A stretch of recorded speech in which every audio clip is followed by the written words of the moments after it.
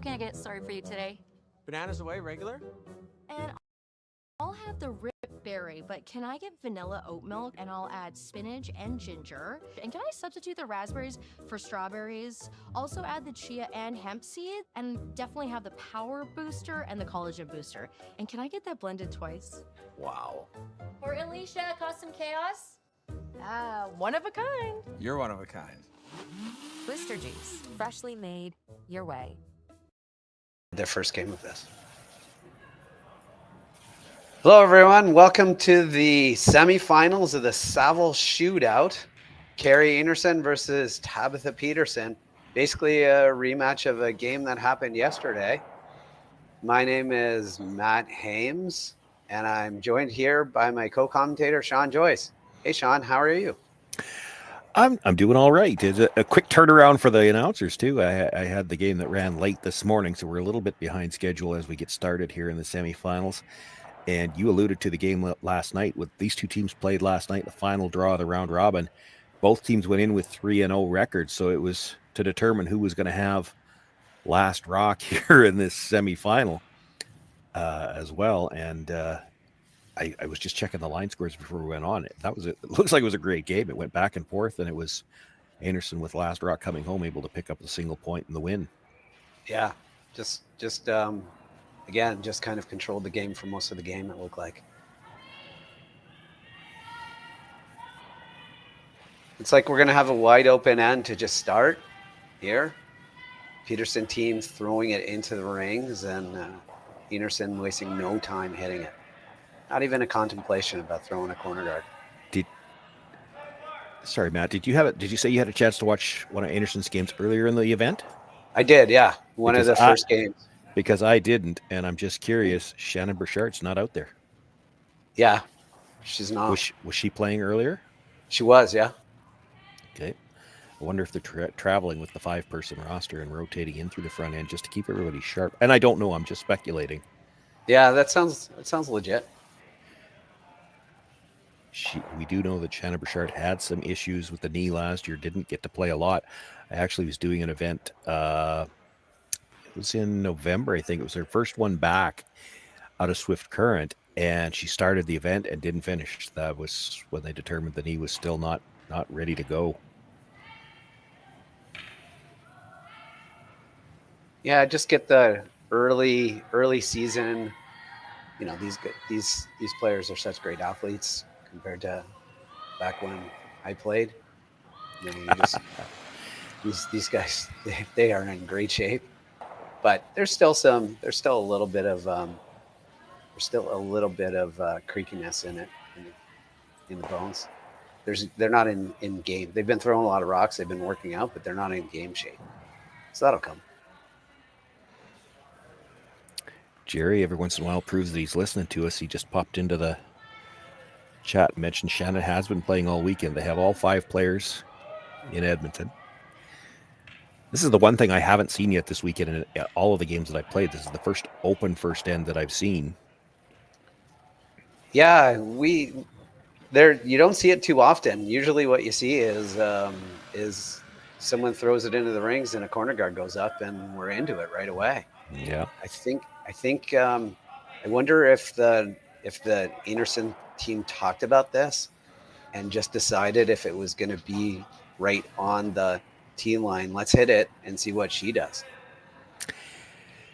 Could be part of the consideration as well when you're traveling with 5. So they've got all 5 players here. They've probably subbed a little bit back and forth. So and it's only been 4 games, so yeah, you maybe got a player out there that's only played once or twice and just get one solid end. Yeah, it's not awesome. This kind of an end is not awesome for the fans or the commentators, but it's really, really great for the players. Like this is the kind of end where you just kind of ease into the game, and it's great, right? You just kind of build into the game by just having a simple first end.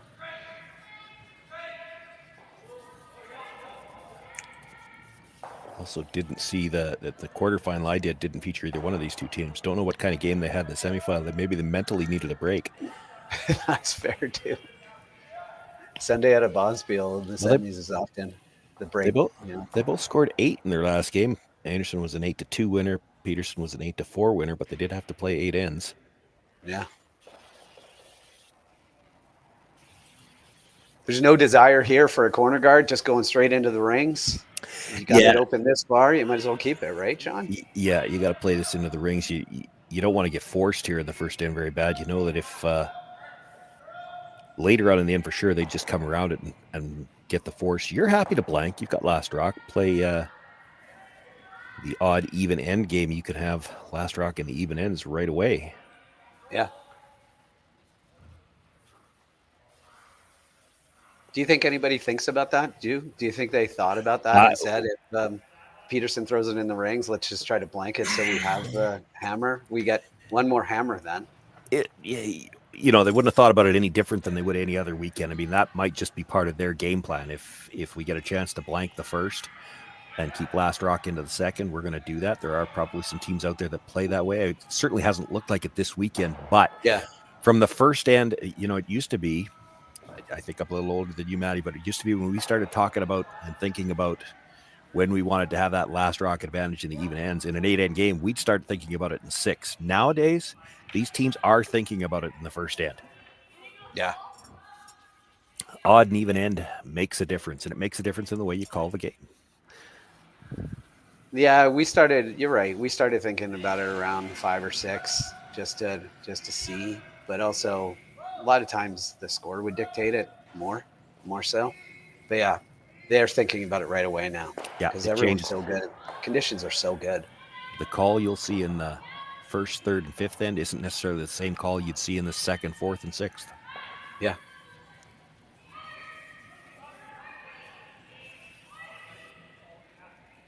Looking for just a little bit of a roll on.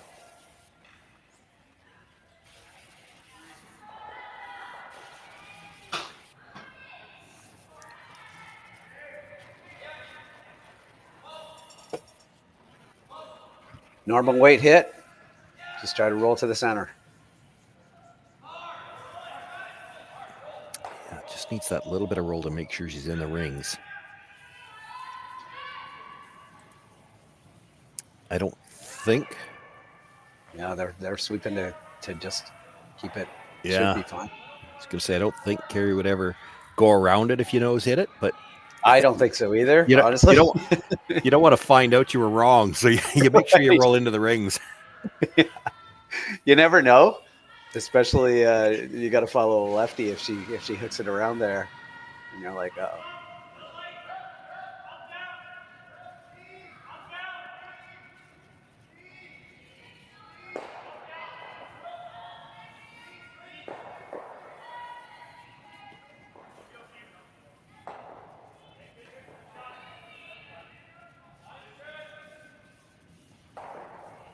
Nice shot.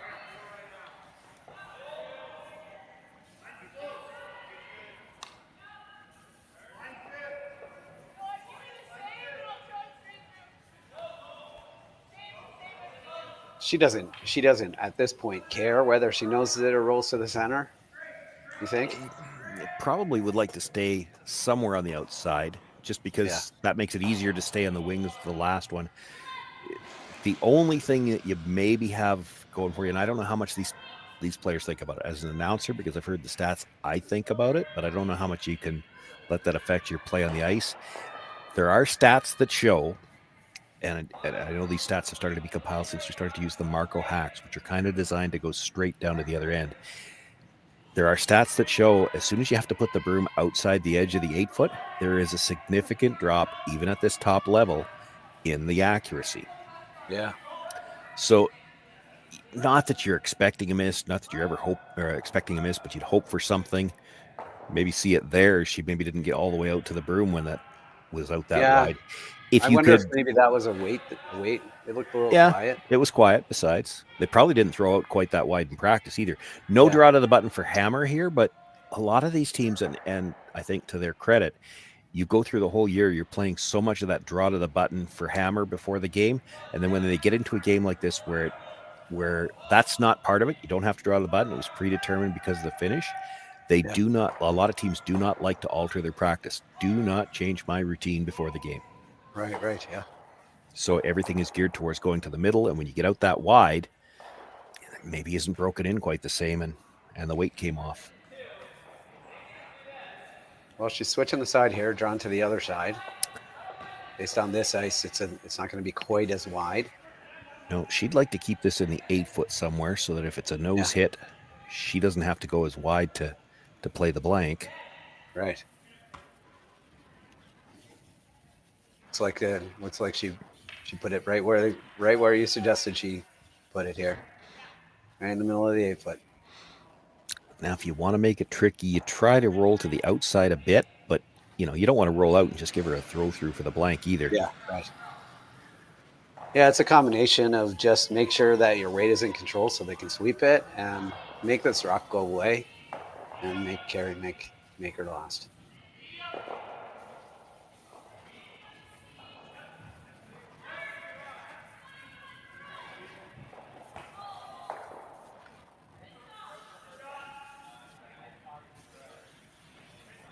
Last rock of the first end for Tabitha Peterson. Just a nose hit, maybe a little roll to the outside if they're feeling good about it.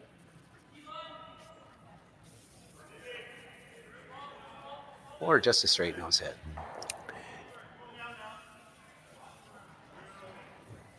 Nothing wrong with that. Nope.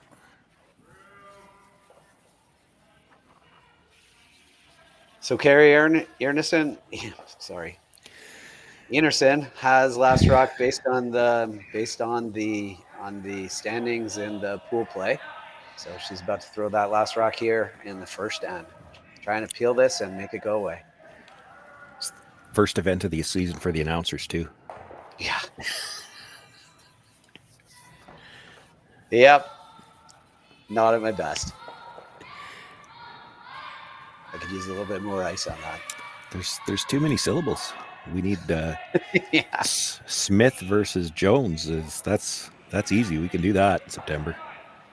Well, a nice half a rock peel there in the first end of the semifinals of the Saville Shootout. It is a blank end to start, and we will see you right after these messages. Hey, Ben, what's the Aztec Safety online e-learning website again? Yeah, that would be aztecsafety.com. Fire extinguisher and firefighting. We'll send that one to Paul. Ah, now here's a course I should probably take. Conflict resolution. Power line safety. Yeah, I thought it might help me with my line calls. Did you know this Aztec website has over 100 safety courses? Jeez. Aztec Safety online course. Ground disturbance. Could have used that a few seconds ago.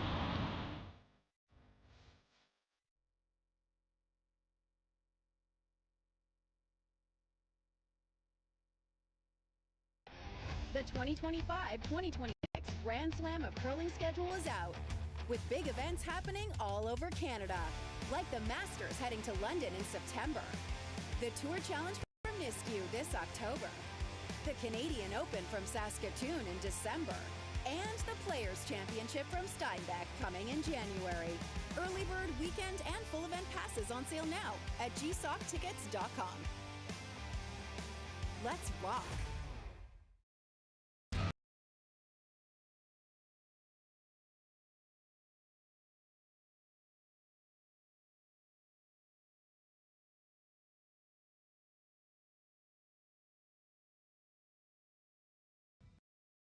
Live curling rocks. And this November, the best in the world are coming to Tahoe. Get your seats now at gsoctickets.com. But hurry, early bird pricing ends soon. Welcome back to the semifinals of the Saville Shootout. Kerri Einarson versus Tabitha Peterson. It's a rematch of a game last night. And my name is Matt Hames, and I'm joined here by Sean Joyce. It was a kind of a boring first end, but they're just kind of seeing what things are going, and looks like we're going in the rings again. But just because we don't want to be bored, Kerri's going to throw a guard for us, which is awesome. A little bit of feeling each other out. We talked a little bit in the first end about the fact that Shannon Burchard was out there in this game. They have traveled here to Edmonton with all 5 players. not traveling for all of them. I think Val lives in Edmonton. Yeah. But had a couple of comments in our production chat that they think they might be alternating games, and I went back during the commercial break, checked the quarterfinal this morning. Shannon was playing in the game this morning, so again, that could be another factor in. You want to play an open end because there's 7 players on the ice that already played one game today, but Kristen Karwacki, this was her first chance to get on the ice, so maybe you play an open end and make sure that everybody's got their legs under them, and then away you go. Back to Shannon Bouchard, though, it just makes you wonder. She had knee trouble last year, and it looks like maybe she's only playing every second game here. Dare we say, has load management made its way into curling? Yeah. Well, that's the idea of a 5-man team, right? Or a 5-person team is load management. Well, at least early in the season, yeah. Traditionally, the issue with a 5-person team and load management had more to do with workload management because everybody's got a job as well. But Shannon did have a significant knee injury last year. I don't know the specific nature of it. I know it was the knee. I'd heard that much, but I do remember seeing her start an event in Swift Current when she thought she was healthy, wasn't able to finish, and didn't play again for the rest of the season. So they are likely opting to be careful with it this year. Little bit of a miss here for the Peterson team coming into the rings, giving an opportunity here for quiet weight hit and roll.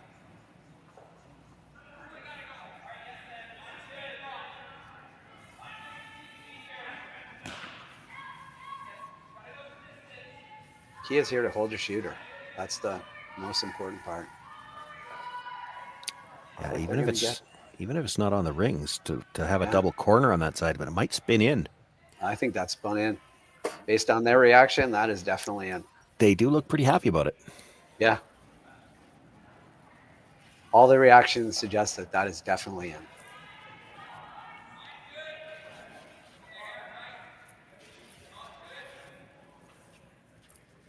Peterson looking at the double on the yellows over the top. Might be able to roll the shooter back to the center line with this. Yeah, it's going to have to be over the top. Might still leave the back yellow or the first yellow. Be tough to get it over the top and get it out of the rings. Well, still leave the point guard. Well, you could make the over the top double on the yellows. And what I'm not sure about is whether or not you keep your red. If everything rolls out of play, it's not helping you a lot either. She's going to totally miss the second one anyway.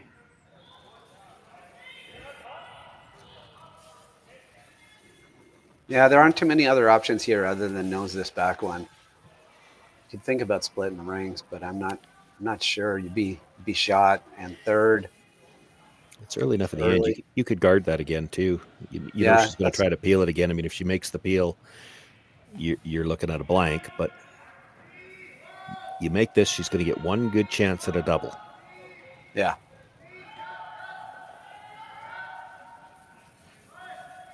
Yeah, try to nose this. You got to stay first. Yeah, I think it's going to be fine. Well, they're definitely working it. I think the quiet weight helped it a lot there. Good weight control. Yeah. If you knew you could get that little roll and stay there, you'd have played it because it now makes the double really tough. It's a thin slash. It's pretty thin slash. They're looking at the hit and roll inside.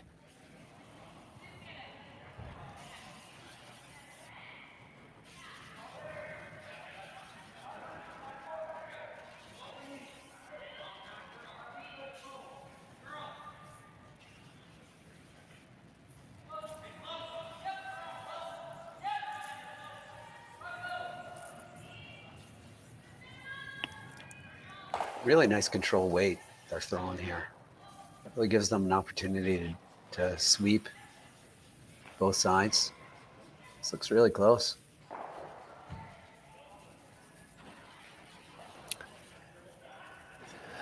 That's pretty good there. I mean, you would like to get a little bit more behind, but you don't ever want to be dead behind because the whole point of trying that roll behind is you're hoping to make Kerri Einarson play the run back. Well, if you dead in behind and she absolutely nuts the run back, you're in trouble. Yeah. She can see enough of it to get at it directly right now. You needed just a couple of inches more roll would have been perfect. Yeah. Still pretty good. This is a tougher shot. It's great. Yeah. Looking to roll out to the wing again a little bit. Right back to the same spot would be good, but it's got to stay. Looks perfect. Really good weight control again.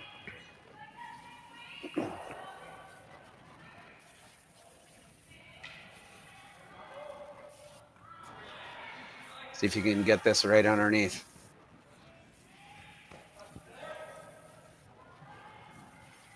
If you get it right underneath and they run it back, then at least their shooter won't be on the rings.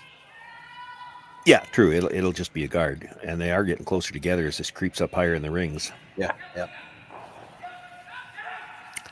They won't be happy with that because Einarson now probably has the chance. Well, she's going to try to keep it out there. I thought she might play the long roll all the way across. Yeah, I did too. And then there's no chance actually for the double. I thought she would take a run at this. I think this is getting to the point where I wonder if a nose hit here, they take a run at the double. It's a lot of risk, but they're a lot closer together.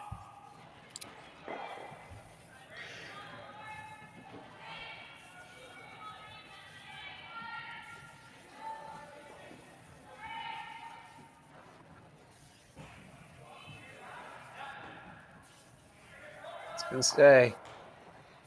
That's again, if you knew you were going to stay in the rings, right? That's a great roll because that takes that whole double you were just talking about off the table. Yeah. It's just too tough. No double anymore. No, and just going super wide into the weeds, into a place that we haven't really seen a rock yet. So a little bit more pebble. This might curl a bit on him.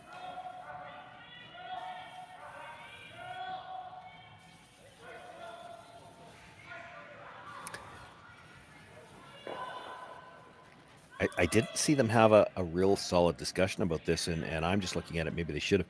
You could still play to get that roll into half behind, but you're also in a spot now with where that rock stopped. If you nose hit this, you'd still be shot rock, and Kerri Einarson would have to roll in to be in the rings. Yeah. And then you might have a better shot at the double. Right. So you really have to pick one or the other. You can't be in between here.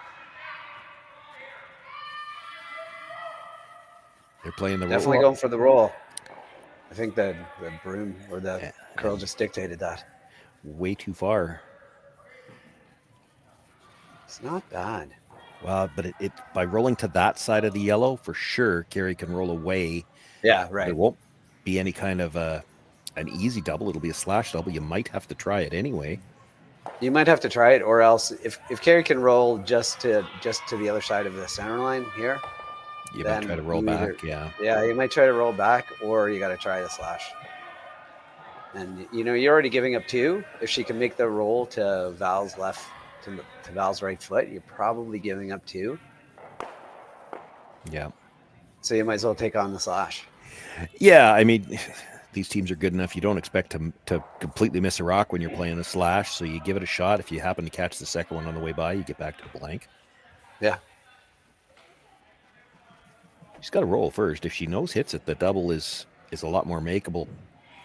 Yeah, the double's a lot more makeable. If you wanted to play aggressively, if she nose hits it, the roll behind the yellows could get a force. Fairly routine too. This is curling. If you roll behind the yellow, the freeze is an option as well. Yeah, Does she take on the freeze in the first end? Well, that's the second end, but I don't know. The fact that the guard's kind of in the way is the only reason that I'd look at it. Like if you get 3/4 freeze, she can't get at it from the out turn side. Yeah. They were prepared to play the double if they had a shot at it, so they're looking at that anyway. Now, the tricky part about these ones, these straight back doubles always look, in my opinion, they look easier than they are. You're a sliver on the high side, you jam it. You're a sliver on the low side, it goes by. Like you need a lot of precision on these straight back ones. They look easy because it looks like, just a nose hit and it's got a piece, but that's the thing. It's got to be exactly a nose hit. Yeah. A little bit one way or the other, and you don't get what you're looking for.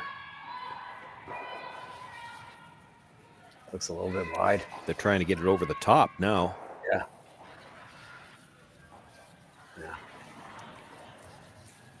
Drives it harmlessly by, and it'll be a chance to draw for 2. Yeah, draw for 2. So the whole blank the first end pays off.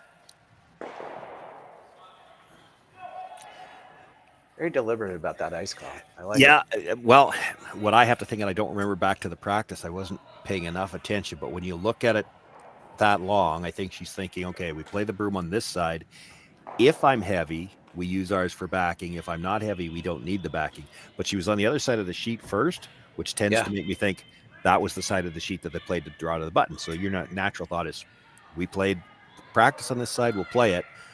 But it's the second end. Conditions are a little different. Now you play this path where you might have some backing. And what I do like about this, you see teams all the time, they play the backing, but they don't tighten up the broom. Yeah. You want the broom in a spot where if you're heavy, you'll come to the back one. If you're not heavy, you don't need the backing. She looks like she needs the backing. When she's not at it yet, there it goes.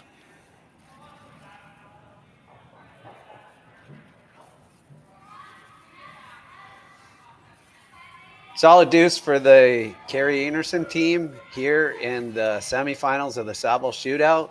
And after these messages, we'll be back for end number 3.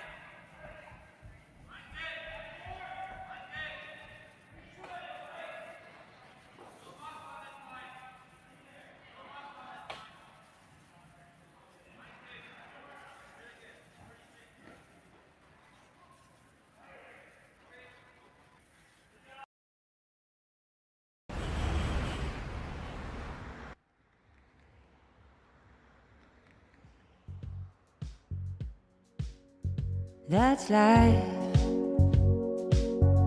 That's what all the people say. Hey guys, what can I get started for you today? Bananas away, regular. And I'll have the rip berry. But can I get vanilla oat milk? And I'll Nice or maybe too positive on the release because she was. If she doesn't touch it, she's through the house. Yeah, we didn't see the release, but that's probably what it was, right? Positive. Wow, positive release. One of a kind. Well, give kick. I thought her broom placement was pretty good for that. I do like that. Teams make that mistake all the time. But with that, of course, big draws, like heavy. You're going to get to that. Got to tighten up the broom. And if you don't leave back, it doesn't matter.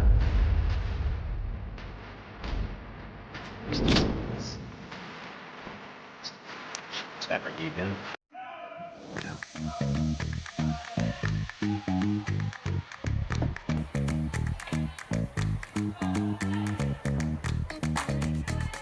Could be playing the delayed corner too. We saw that a lot last year. Yeah. You hit the first one and then throw the corner guard. So you've already dealt with one in the middle. You never have to worry about a guard.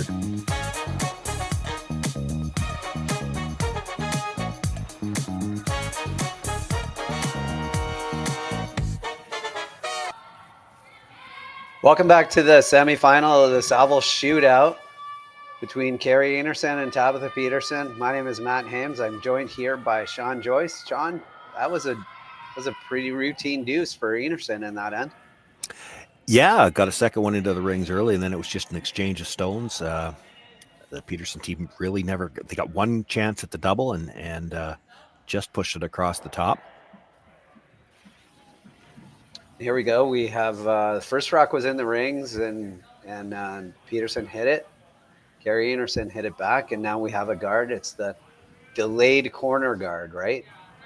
Yeah, saw this. I guess it's been around for a couple of years, but I saw a lot more teams playing it last year. It's just one of those things that with the 5-rock free guard zone, you start to let too many rocks pile up in the middle while you're setting up your corner, and it takes too long to deal with the center later on. So what they do, if the first one comes in, you hit it, and you know that no matter what happens with the next shot, you're throwing your corner guard with the lead second stone. This is the 5th stone of the end. Even if Kerri Einarson makes a good guard here, you can start peeling after this. Yeah. It's not the most ideal spot for a corner guard. Kind of takes away the in-turn draw, and it's drawing too much of the forefoot. It's not quite a corner guard. Yeah, I would have liked it a little bit wider. Yeah. It's those little things. It's just those little things that end up controlling an end.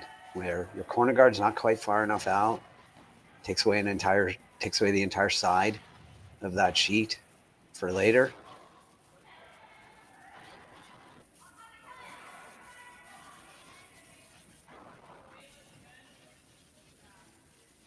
Going to chase it. Yeah, that rock just wouldn't stop. And just these are half anyway. Yeah, just half roll to the ring, roll to the wings.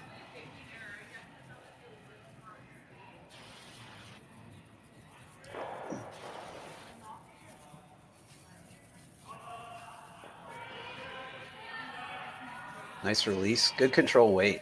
Good weight control, I should say. Not control weight. Good weight control. Seeing that so much more now. So consistent with the weights.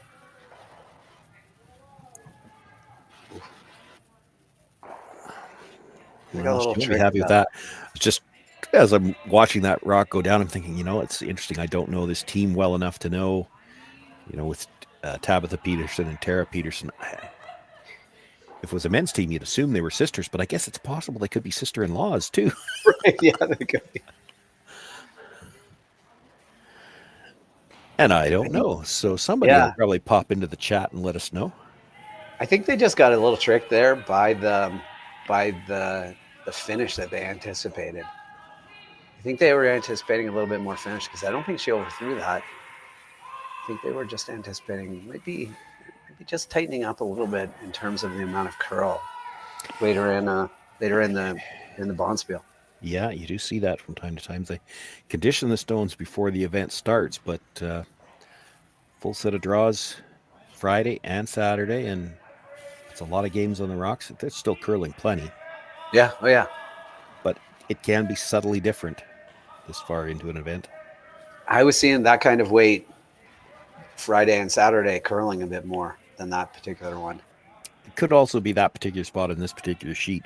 Yeah. When I'm announcing, I have to admit I don't always know what sheet we're on because from the camera view, everything looks the same. So if there's a particular spot on a particular sheet, I don't always remember it from one game to the next. Yeah, I hear you. That's probably more like could be. It's possible that this is sheet 3. That I could look up, but yeah. Just trying to cap this right here. Throw a center guard halfway, right in front. You know it's going to curl.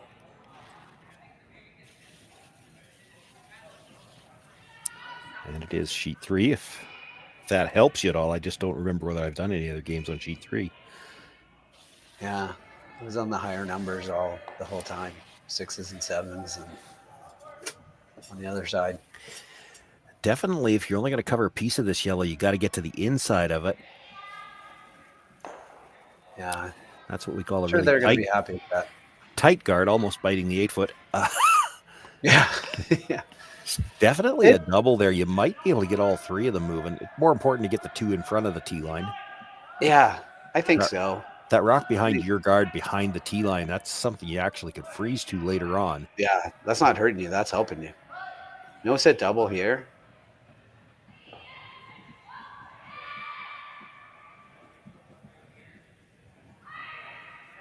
We're on it the whole way. Yeah, she's going to jam. She gets away with it. Yeah, that's not bad. Jammed a little bit, left it in the rings, but it leaves a pocket behind the tee line, kind of behind the corner. And where her shooter rolled, it's tough now for Kerri Einarson to do anything with it because of those. I don't think she can. Yeah, I don't think she can remove that. So I think that the conversation here is: do you come around everything, in turn or out turn, or out turn or in turn?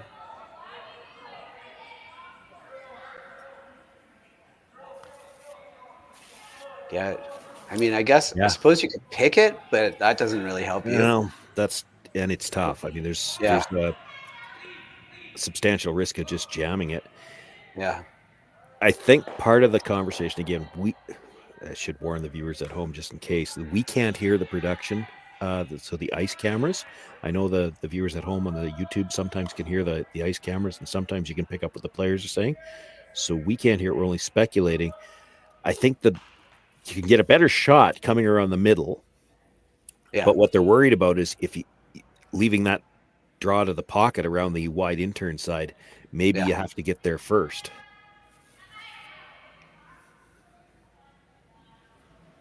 I think I'd be tempted to play the wide intern, Val's out turn here, which is what they're playing.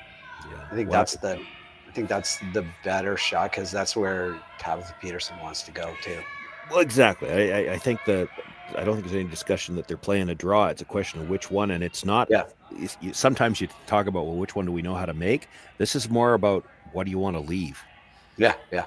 We could make either one of them, but we're going to leave either the tap up on the red or the come around draw. Like which one do we want to leave? The tap up looks tougher because she's got to be very precise with the line on it.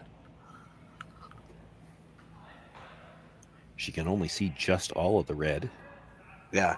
If you get this there in the way, it kind of takes away the pocket a little bit too. Yeah. Oh, for sure. Yeah.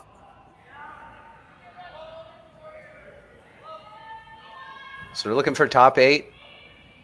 Top 8, the indicated. They would take top 4.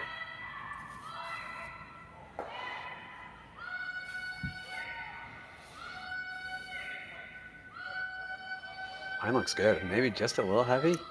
Yeah, not bad, this though. is going to be at or behind the tee line. It doesn't really take anything away. She could still follow that down. Yeah. I told you the chat would deliver, and it did. The Petersons are sisters. Yeah. Not sisters-in-law. You assume they were. I mean, you look at them; they do have a similar look to them. Yep. But I was about to say sister, and then I realized she doesn't have to be. They're playing this with peel. They're playing with this a lot of weight. Because I don't.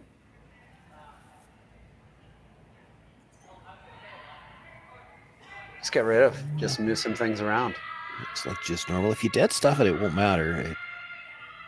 If you're a little bit off, that's the problem because then it starts to spill like that. Yeah.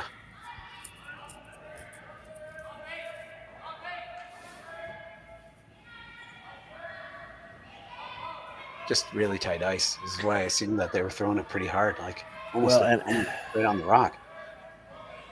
If they were just going to pick one of them out, I don't think that's the one they wanted to pick either. Yeah, I think they wanted to kind of jam it on the top one, at least then you move it all the way behind the tee line. Now, if Kerri does the same thing that Val did, come right down to the face of her own, the shooter's well in front of the tee line now.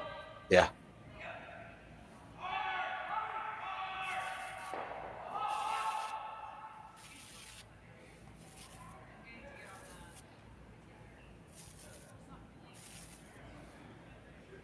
First rock of the third end for Kerri Einarson.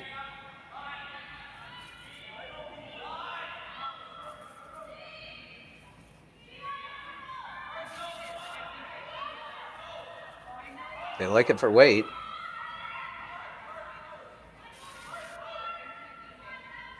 Starting to curl, which means that it's probably pretty close for weight. Pretty close for line here. That not getting too far away from this one.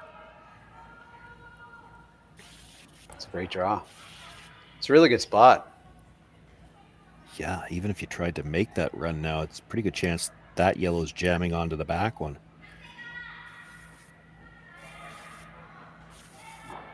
I'm not sure that you have. I mean, you could take on your first. You could take one more shot at just running this in. I think you have to. You could play the draw now, and that's what they're looking at, the outturn draw. Yeah. Here's the thing, though.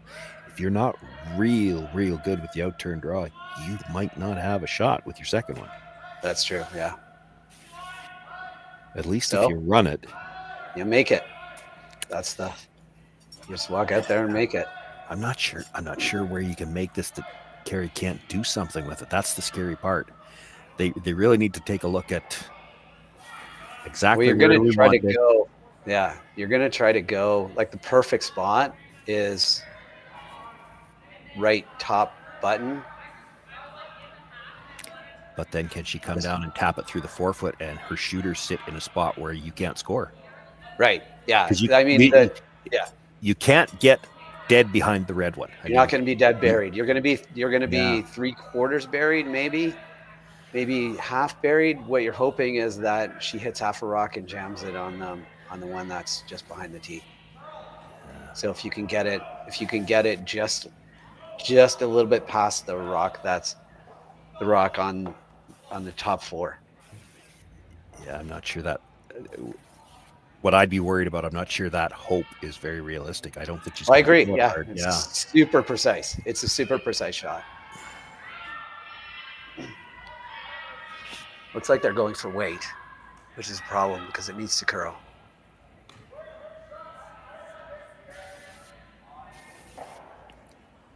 They're backing off. Might have overswept this a bit early. It was pretty good. That's a pretty good shot. Well, she's thinking now to try to get as close to the nose as she possibly can. If she can just have still like a hair of her rock underneath, it looks like it's going to be tough to do. But she's playing just backline weight, just to tap it out of the 4-foot. Yeah, if you nose this, tap it straight back, I don't know if Peterson can score. Right. Yeah. It looks like the weight. She had indicated back 12-foot weight, but what she might have been indicating is where we're tapping the rock to, because this looks pretty tight for just a heavy draw. So I suspect this is going to be more along the lines of a hack weight. Make it go away. Not get aggressive here. Just make this rock go away.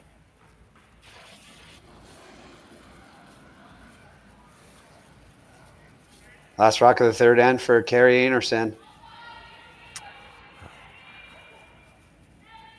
Certainly quiet. On it for line. Certainly positive on the release, but had to be narrow on the slide because this is curling hard. This is on the top one.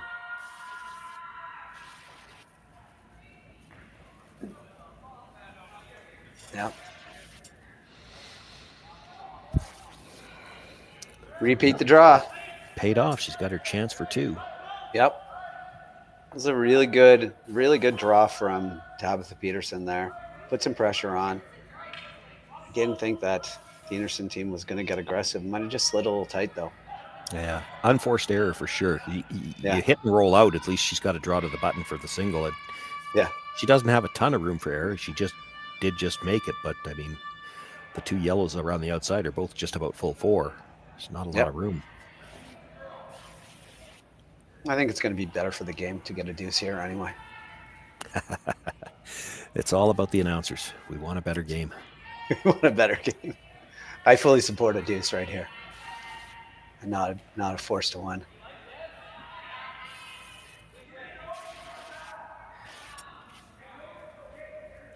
Looks like a real good shot. And the Peterson rink bounces back with a deuce in the third end, and we are all tied up in the semifinals of the Saville Shootout.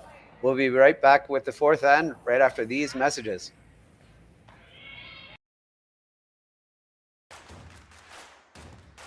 Imagine being able to stream every curling game from every sheet from any event, be it your Wednesday league game, bonspiel, or corporate event. Curling Stadium offers an all-inclusive streaming solution featuring high-quality cameras, ease of use, great reliability, and minimal installation. Offering your sponsors customizable ad space on your streamed curling games and being able to sell video packages to your corporate events for increased revenue. With Curling Stadium, you can stream to any device, be it your mobile phone, tablet, or computer. Push the feed to your desired platform, be it Facebook, YouTube, or any other social media. Curling Stadium is simply the way forward. Where it's commonplace in other sports to televise every game, we want to do the same. Curling is a global sport, and it's time it gets the coverage it needs.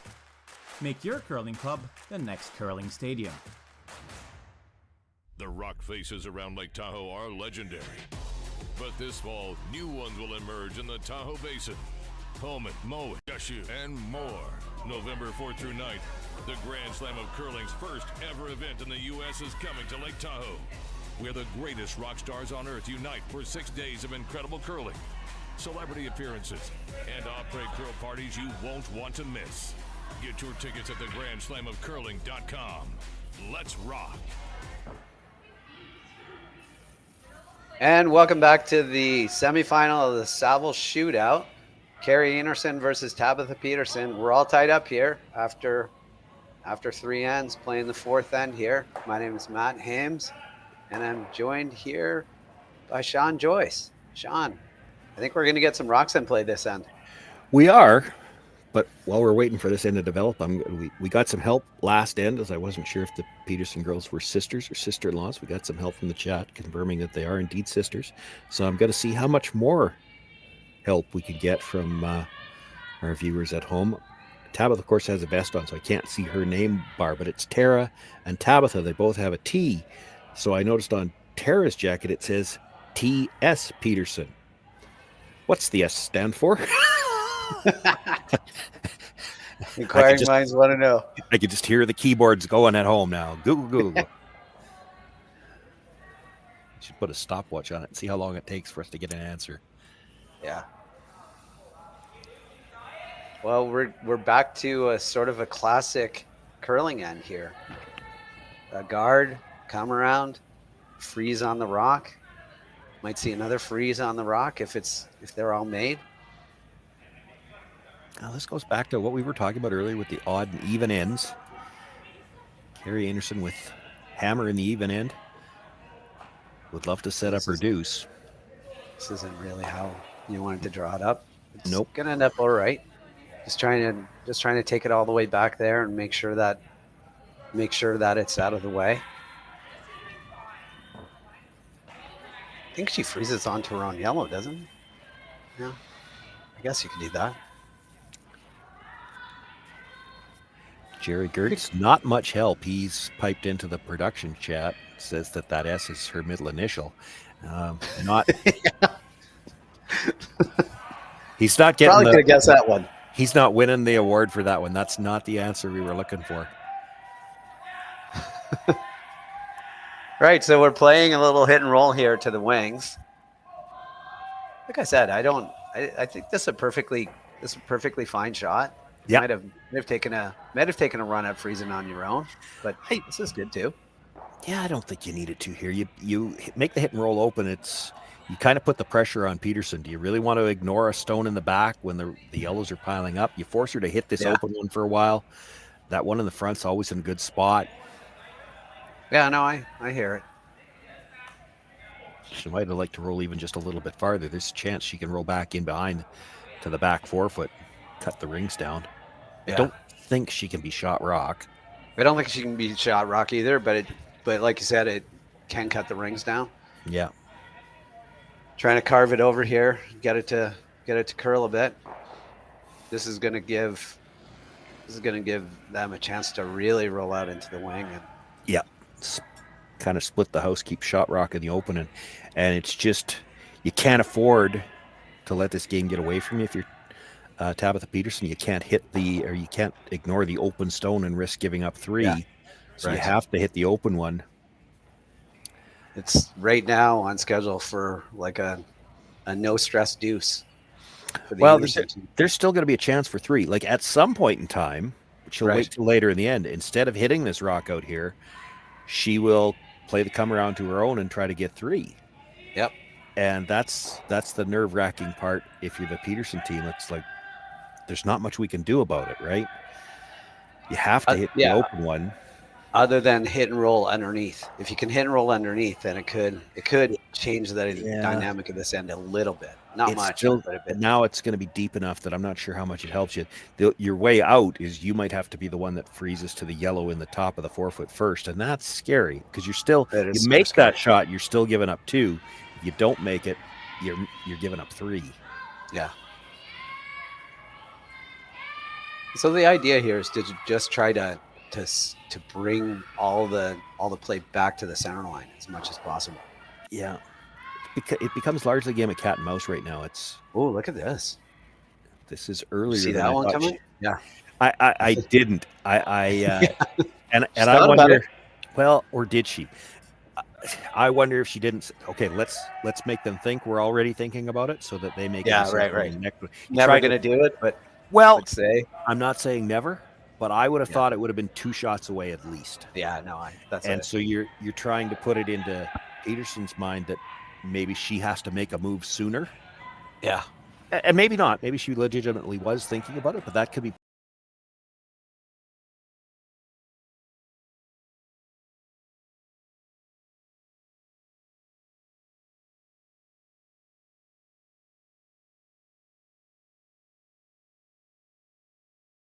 A little earlier. All these nose hits, two more nose hits, and there's a double.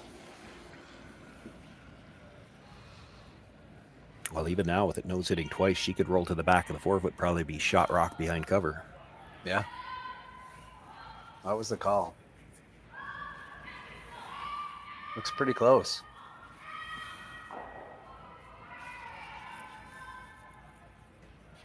Very nice shot. She's behind cover, and she is shot rock. She is shot rock, yeah. That was their goal. Bring the play to the center line. So here we go.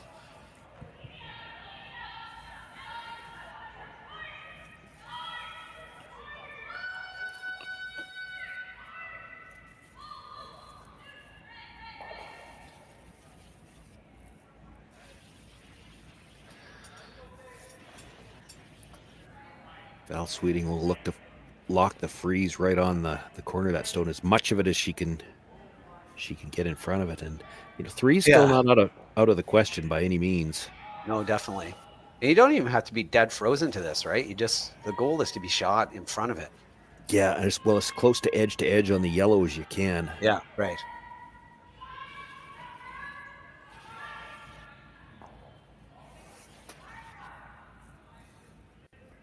It's not curling as much as I thought. Might be just a little heavy.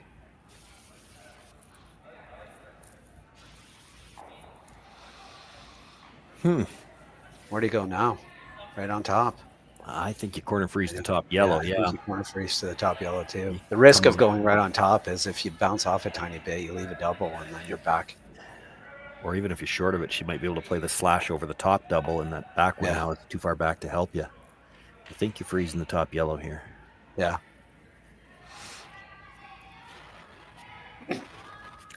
Right there. Yep. Put it right where the skipper tapped the ice, and you're good.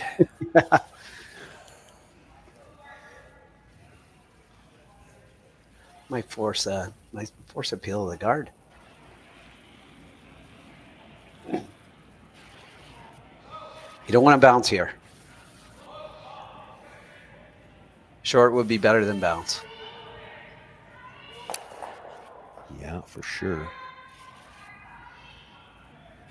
But the way both brushers are going at this, it looks like maybe they're thinking it's a lot short. Yeah. Doesn't have the line they needed either. No, it doesn't have the line. It's not bad. Need to keep leave it. Coming. Yeah. Double's not there. Great. Yeah. Nose hit double for. Needed to overlap that yellow just a little bit. Yeah. Line was good. I mean, if she's got 2 feet more weight, it would have been perfect. Yeah, it would have been good.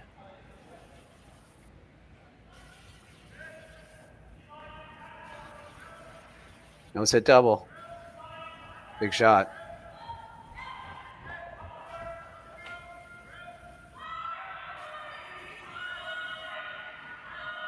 Might have lost it.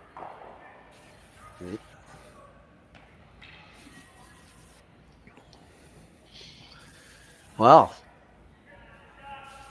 that goes from very possibly grabbing a multiple to really, really risking giving up a steal now. Yeah, I mean, she's still got shots. She's got the tap on the yellow, actually a tap either side. Hard to set up a deuce either way, though. Yeah.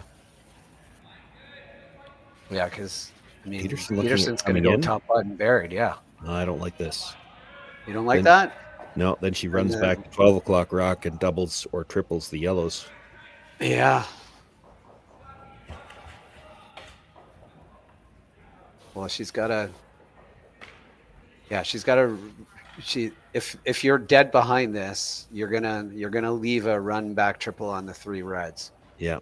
But if I think if you're coming in, you want to just get a sliver around that red. Basically, you're just trying to take away any kind of draw path to the middle, and you need enough of an overlap that it takes away her run back too. But I don't think you want to be anywhere near the 4-foot. Well, the tendency here too is to throw this a bit light because you just don't want to be heavy. Like, you don't want to be heavy. So it might be a guard actually. Well, I mean, the call is kind of a guard, but it's on this ice with how late the curl is. To guard the draw path, you still probably have to be in the 8-foot. This is too deep. Yeah, this is a little too deep. She's going to draw or hit this? I would think she's going to draw. You make the draw. The hit's still there on the last one. You could run the yellow into the one you're about to throw down. You might even be able to get it core like around the outurn and tap the yellow with a bit of weight too, right? Hit a corner of the yellow with a board weight and bump it in there. Probably still just for 2 if you do that. If you get the freeze to the middle of those 2 red ones, and that's maybe a bit of a saving grace for Peterson. She rubbed off a little bit. The run double is tough now because the 2 reds are side by side. But if you get this kind of to the pocket a little bit, yellow onto the 2 reds on the last one, could be for 3. That rock at the top of the 4-foot could end up counting as the 3rd one still. Yep. First rock for Kerri Einarson here in the 4th end. Trying to freeze down to this little pocket here. They're okay with it for line, it looks like.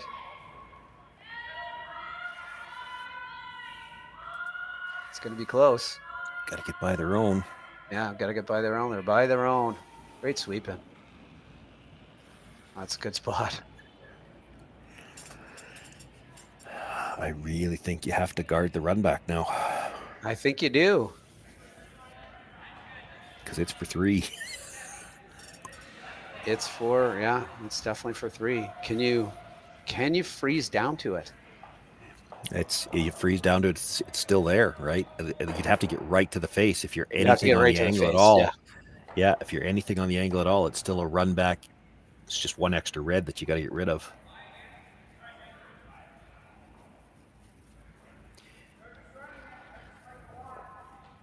You take the run back away, and then hard to tell even from the overhead. If you tap that yellow at the top of the 4-foot on the angle, can you get enough button to beat the red at the back of the button? I think you can, but I don't know. You might have to move it, which is fine. You can do that too. There's no risk. Yeah, I think you can move it. You got to cover this run back. This has got to keep going. Yeah, they just want to cover any part of it, right? Looks like it's going to be fine. It's going to get there, yeah. Oh, did they oversweep it? Did it bounce off? It might have. It might. Blast an outturn? I guess you can even throw an intern at this. They're checking to see whether or not they can throw the intern draw first. That was the first thought. They're even looking at the possibility of just nosing this with an intern.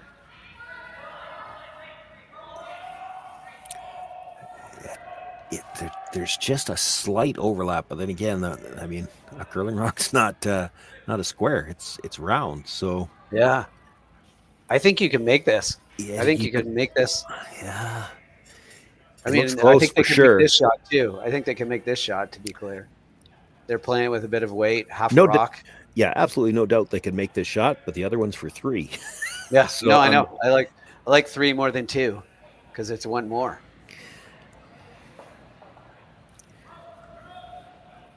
Does she look in the hack and see whether or not she can make it?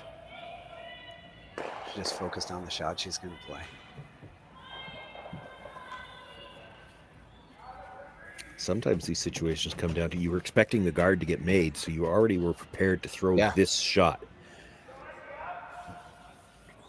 Last rock of the 4th end for Kerri Einarson. Little control weight, tap back for 2. Got to go for line. Yeah, she's got to hit this thin, and she's going to be possibly no. It's got to be thin. Got to be thin. Really nice shot. It's a solid 2 for the Kerri Einarson rink. in the semifinal of the Saville Shootout. And after these messages, we'll be back for the fifth end.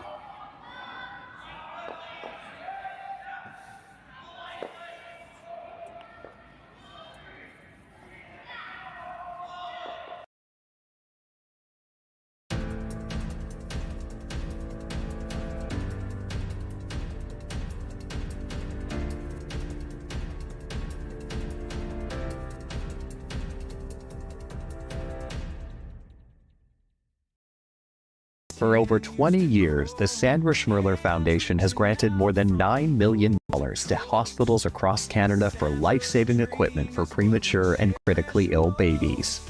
In the past 4 years alone, $4 million has been granted thanks to the curling community's incredible generosity.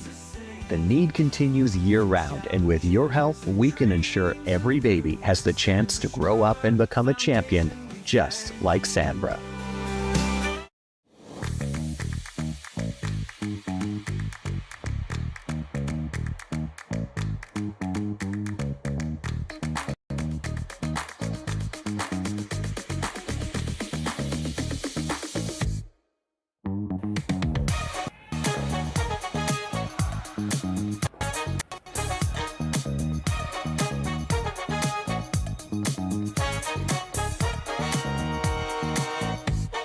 Welcome to therockshop.net, the official store for the Grand Slam of curling. Whether you're looking for the best hats, stylish clothing, fun toys, or unique accessories, the Rock Shop has it all.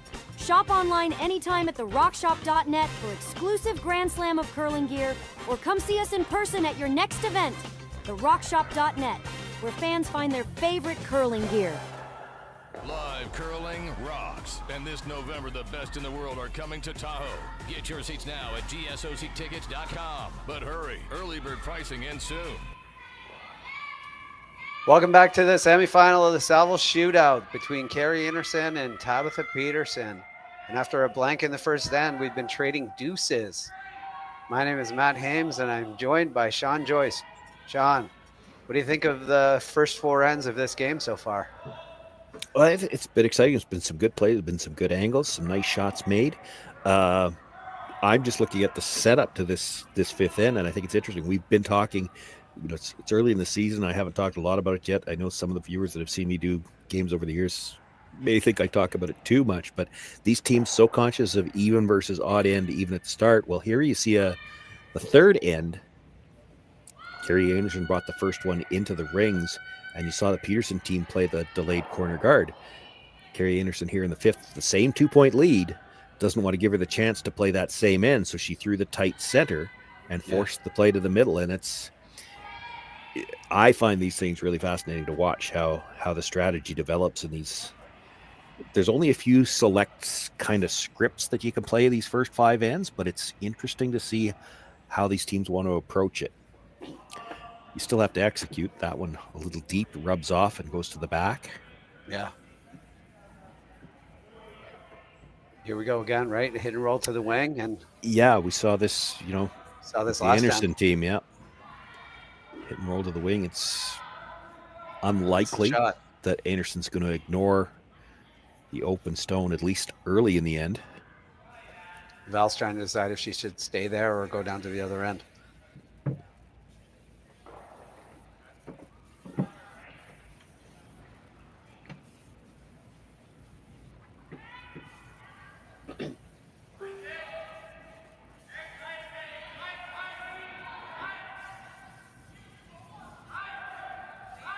It's like they're fighting it the whole way down, but looks pretty close. It's a good shot. Oh, look at that. Not even going to care. Just play the straight back run. Tight guard. It's not really a lot of room. So nose hit and take the advantage of this end back. Take control of the end back. Could wait. Could do that a bit later in the end.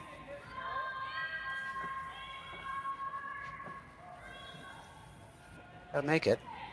Doesn't look like you're gonna.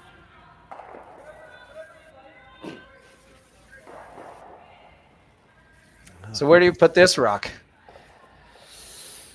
Well, that's the $1 million question, isn't it? That's the one thing about playing that run back early. We're still just at the 6th rock of the end. This is a long time to try to hold a big end in the rings, but you don't want to guard, the natural one to guard would be the higher one in the rings, which is the shot rock in this case. Yeah. It's also on the center line. You don't want to throw center guard. Right. So you kind of have to, I think, play to the open wing.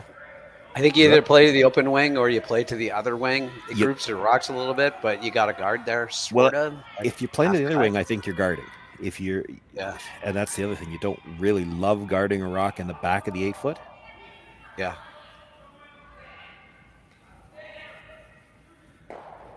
The thing about coming in here is they've got 5 shots out of double. It's a long time to hold it. Yeah. Yeah. And you assume they're going to make one. If they make 2, you're back to basically blanking. If you slide this through the rings. Yeah, this is.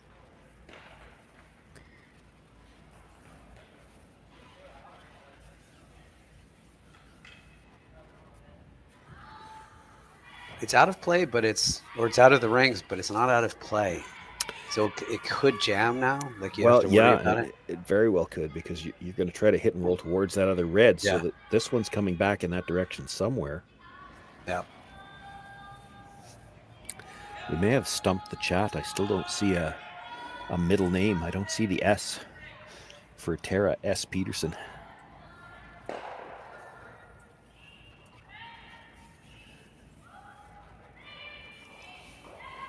Well, as Jerry said, it's the first letter of her middle name. Well, maybe what Jerry's thinking, I'd have to ask him, maybe it's like a Homer Simpson thing. It's Homer J. Simpson. What does the J stand for? It stands for J.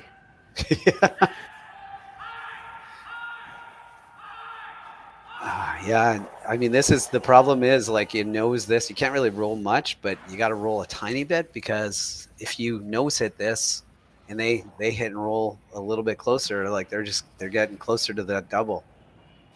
So you gotta try to roll this to the center line.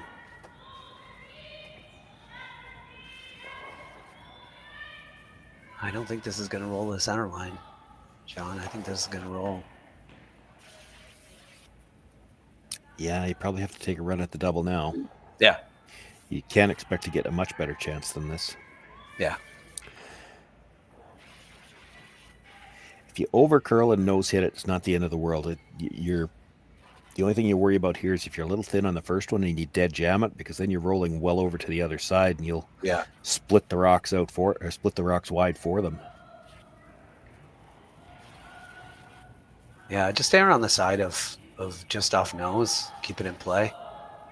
No, not going to do that. Make it over the top. Touched it. All right. You just get it over there, and your deuce is back on, and you're still a. Yeah, and now we're late in the end too. There's not going to be a lot of time to group them and set up a double. No.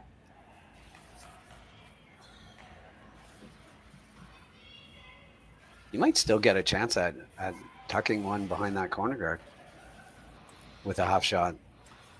Make this, and Kerri hits the open one. If they roll out, you're going to be frozen and half behind the corner guard.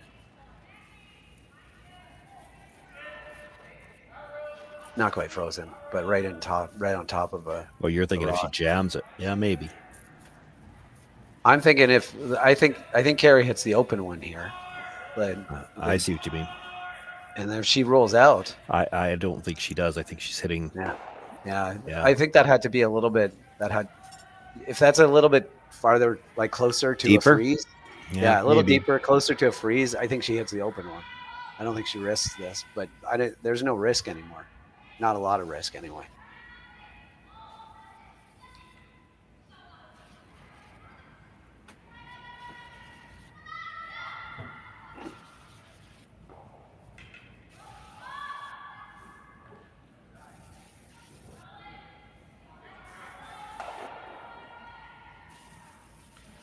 Pretty good for grouping too.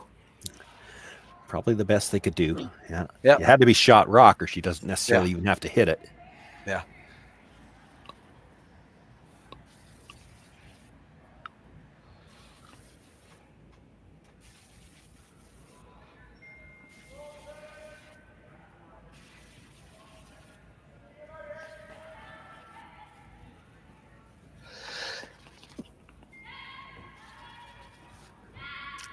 bit of a broomside roll here. Yeah. She will leave the double. Doesn't look like. She's gonna. She takes this on. There's no risk. There's no way it jams. You'd have to hit it really. She'd have to be really thin. Now, she doesn't necessarily have to play the double either. She could play the hit and roll in front of it too. Yeah. It looks. I think she's more of a double person. Oh, for sure. But if you're worried about the jam, you could hit it thicker and just roll a piece in front of that red. It looks like it's high enough for that. I haven't seen the overhead view myself yet. It looks like half a rock just from maybe just a thinner than half a rock, but not much. Close. Almost had the overhead there, Sean. Yeah. You're teasing us. Kind of need the overhead of the house, not so much the guard area. It's all good. Let's see. My guess is half a rock makes it. My guess is Rory's swearing at Sean right now. That's probably true. A little bit more than half, so we're playing the hit and roll on top of it. The problem with that weight, though, is you roll over the top of it. Yeah. And too far.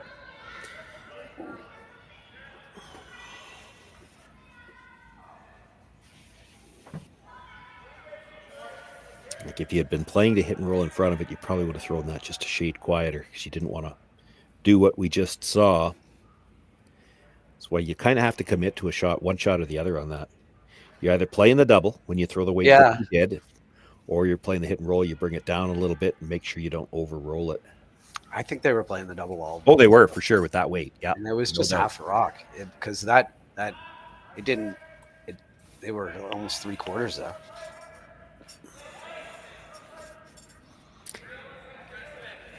Could leave something interesting with the last one just because of where that rolled. Even if she splits the house here, would you try a bit of an around the horn to see if you could get to the red one? Well, you touch the yellow, touch the red, and you're going to spin across sideways. Go straight sideways. Depending where this stops. No, unless they're pounding it. They're going crazy on this. Yeah. This really needs to go. You got to get at least second out of this.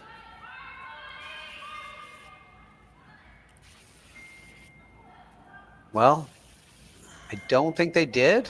I don't think they got second, but got to make this. I'm not saying she's not going to. And even if you do, there's probably going to be a double back there. But, if you roll all the way to the center line, it's going to be a pretty flat double and pretty long. It's going to be pretty flat, yeah.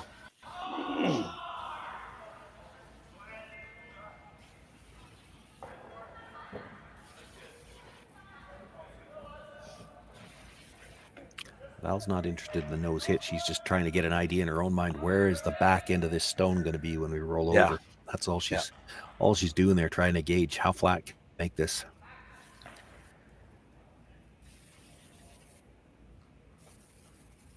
Last rock of the fifth end for Kerri Einarson. Ooh, little out on her release. Not the greatest of slides. Or a lot.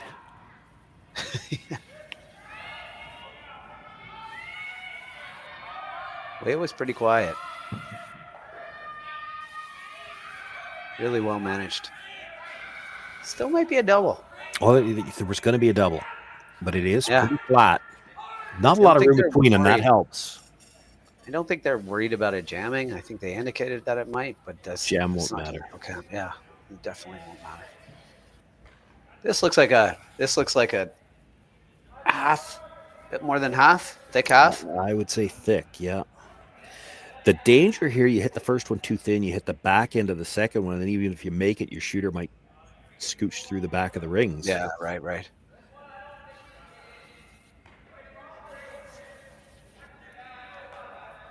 All right, last rock of the fifth end for Tabitha Peterson. Thick half for a double here for a deuce back.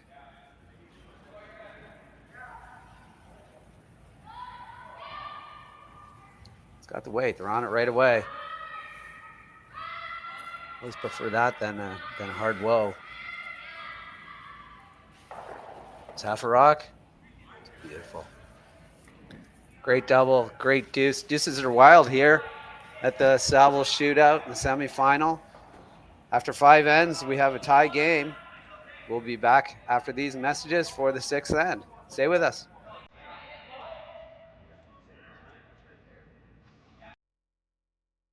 Hey Ben, what's the Aztec Safety online e-learning website again?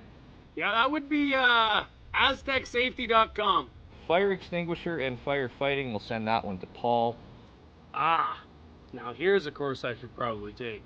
Conflict resolution. Power line safety. Yeah, I thought it might help me with my line calls. Did you know this Aztec website has over 100 safety courses? Jeez.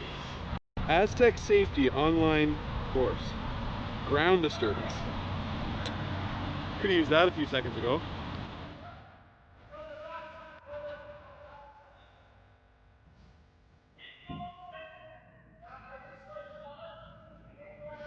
The 2025-2026 Grand Slam of Curling schedule is out, with big events happening all over Canada, like the Masters heading to London in September, the Tour Challenge from Nisku this October, the Canadian Open from Saskatoon in December, and the Players' Championship from Steinbeck coming in January. Early bird weekend and full event passes on sale now at gsoctickets.com. Let's rock.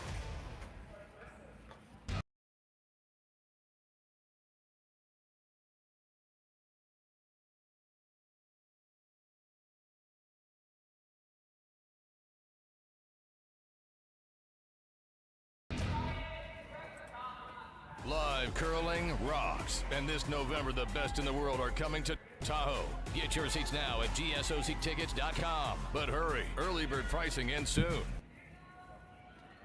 Welcome back to the semifinal of the Saville Shootout. This has been wild in this game between Kerri Einarson and Tabitha Peterson. My name is Matt Hames, and I'm joined here by Sean Joyce. Sean, everyone just keeps getting a deuce. Yeah, I just don't know what all the fuss is about. It looks like deuces are easy. Yeah, it's just routine deuces here and there. Not a lot of really super complicated deuces either. No, they've had them set up early, and then it's just a matter of holding them for the rest of the end, and so far been able to do that. Yeah, there's nothing better than a stress-free deuce. What is the Tabitha Peterson team go into this end trying to hope for? Yeah, that's a good question. This game has been really dictated by who's had last rock, and she doesn't have it here.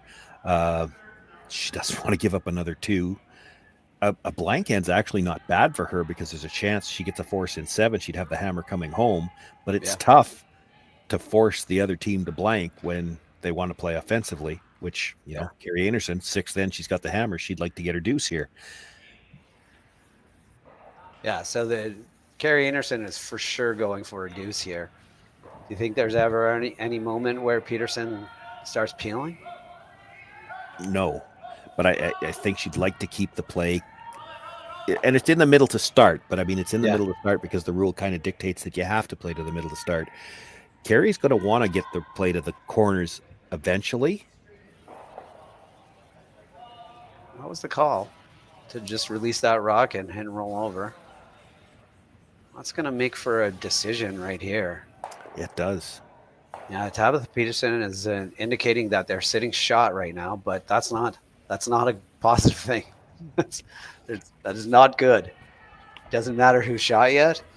What matters is that there are 2 yellows in there. And that's the thing. Do you really want to ignore yellows? And if you don't ignore the yellows, you might see the play, that guard disappears, and then how do you get the play back to the middle ever? Yeah, their two shots were nose hit. I think they want to nose this or come around. They decided to play the nose hit. They'd like to nose it and then have Kerri make the play on this stone. The problem is I'm not sure she's going to make the play on this stone. Yeah. I think she just noses back, right? Well, I don't know that she plays this stone at all. It's the guard that's the stone she's got to be worried about. Yeah. Looks like we're going to see a roll inside anyway.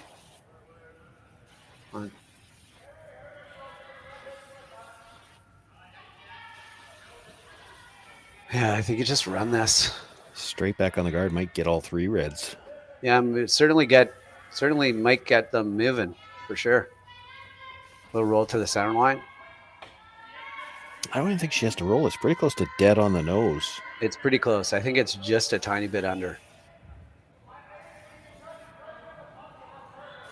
She'll take just the double on the 2 reds here, though. Bonus if you get the third one moving. Looks a little out there. Well, you might have to get the double on the back one. It's not a bad result. No, it's not bad. Got rid of the guard. It's the same as if they had left the guard or the hit and roll out there. Yeah, yeah. And she just peeled the center guard. I mean, the guard was the problem rock. So at this point in time for Tabitha Peterson, it's kind of the same as last time, but not quite. She's trying to hold 3 in the rings for as long as possible just to get the force. Yeah. If she rolls this 2 rocks, it might set up a triple. And you know that they're going to take it on. Yeah.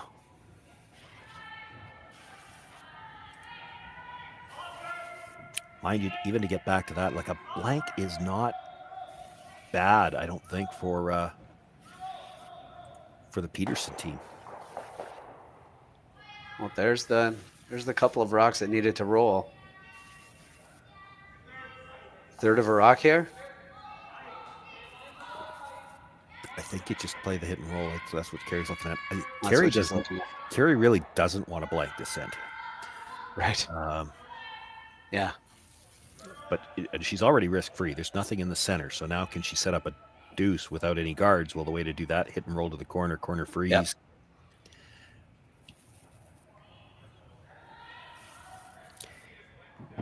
For Kerri Einarson, even if she gets forced to 1 here, she can turn around and play the 7th end with the idea that, hey, a steal of 1's good, a force of 1's good. Even if we give up 2, we're 1 down, but we've got Hammer coming home. There's no real bad situation. If she blanks this end and gets forced in 7, she's got the last rock against her coming home. So now that the middle's clear, she'll try to set up a way to score points here. She's not worried about getting forced. She'd like to get her deuce. So much more aggressive freezes and little taps. Yeah. Hit and roll. I mean, there's a couple of rocks behind the tee line, so hit and roll in front of something.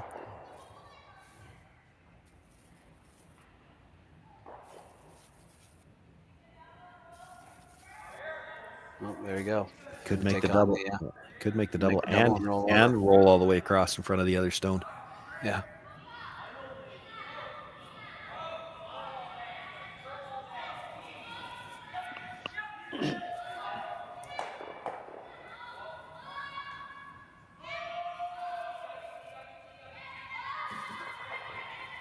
Big weight coming. Trying to hit 7/8 and roll across. Does not look. Oh, that's going to be it's going to be third shot. Yeah. But I don't know. There aren't too many good places to go. I think you still have to hit it. Well, yeah, and I mean, you're not stealing here, so do you really want to ignore a yellow stone? Yeah. There's no way to put it on the scoreboard if you put it in the back corner. That's true.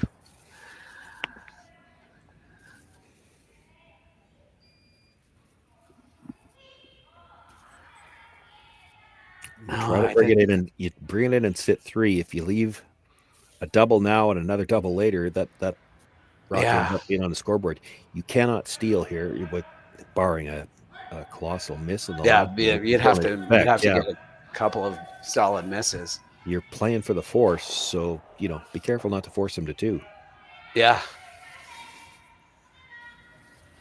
They're gonna have a conversation about this. I think that of the things that she suggested, I don't like going top 4 or top 8 foot on the center line in any way, shape, or form. I'll tell you what, I'm not even 100% sure if you draw here that Kerri's hitting. Yeah, I don't think she could corner freeze that stone in the back of the one that's edge to edge with the yellow. Now you corner freeze that, it's at worst second shot after this draw. And now what do you do? Yeah. You gotta try to run the yellow. We got to slash the yellow one, right? Oh, but if it's frozen good enough, it's coming across into Yeah, it comes red's straight on the other across. side, right? Yeah. Yeah, you might put a catcher. Yeah. It looks like they're playing a draw. They're playing to split the ranks and sit 3. And if you're going to draw, I think this is going way too wide. If you're going to, I think you want to make her play this rock. You get wide enough, it just makes that corner freeze draw more attractive. You actually Well, it could also rock from both sides too. Yeah, if you're a little bit wide here, or the line isn't perfect, and you're right beside it, you're making pockets. You're putting rocks in play that I think the Einarson team wants.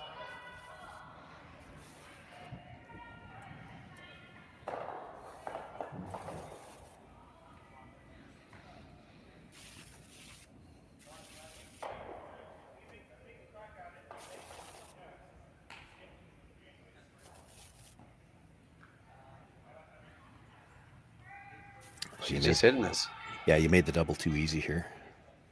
I guess, but if you just came down to it and you could, a bit, you definitely could. I mean, that was an option. Get rid of that yellow run, but pretty hard. You're also 2 doubles away from a deuce too, so yeah.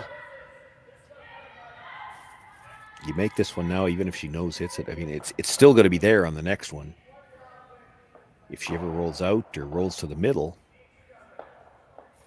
Yeah.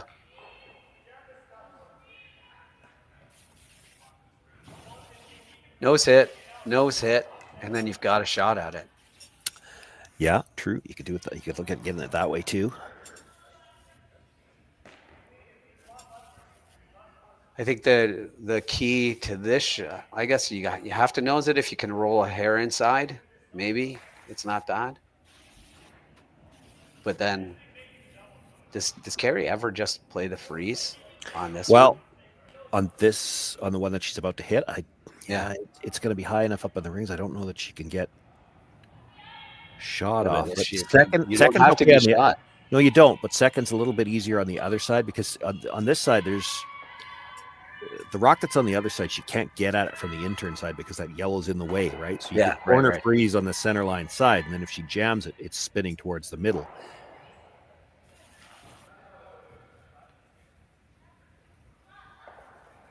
Give her a chance to try to group it. Go back to what you were talking about. If you freeze on this stone that was just delivered now, she could try to blast it out. Now she's probably going to lose her shooter if she does that, but it could be a double back on the other side. Well, yeah, if you froze on the center line side, well, if you freeze, you have to nose it. Yeah, I still think. And then that could leave you a double back. If you're maybe. This isn't bad either. There's again. If she was ever freezing, I don't think that's the one she was freezing. I think it was the other side, because it's the yellow one kind of acts as a corner guard over there too. But this is the shot, which she's left her shot to try to group those rocks. Yep. Even nose hit, honestly. Even a nose hit isn't the worst thing in the world here. Yeah, I know what you're thinking. The other side of that, though, is if it's across the house double for the last one for 2, do you play that when there's a risk that, if you don't catch the second stone at all, it's a steal, right? You'd like to, if they're close together, she's playing it for sure. But if it's a lot of separation, she might have to just be sure she's. So these rocks are pretty much dead even right now. Maybe the yellow rock might be just a hair behind. I think there's. So if she noses it, I'm not sure that there's a double anyway.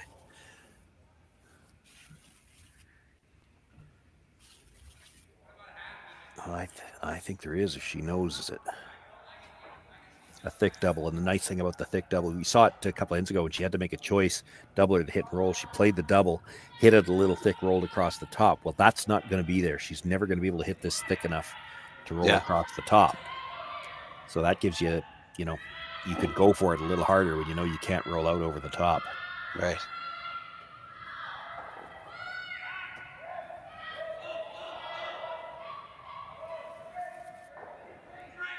Pretty good shot. Yeah, that's enough of a roll. I don't think there's any chance for double now. No, just a nose hit for 1. Well, at the beginning of the end, we said, what does Peterson want? And this is what you said. So they got the force, it looks like, and Einarson's got to make this shot, obviously, but Last Rock here, nose hit for the first single of the game. Deuces may no longer be wild. Last rock of the sixth end for Kerri Einarson. Nose hit for one.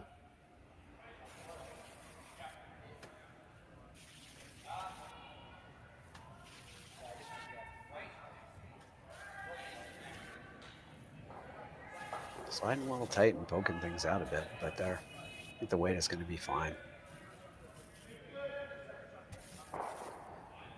And it's Kerri Einarson with 1 point in the sixth end to take a 5-4 lead going into 7. We will have that 7th end right after these messages.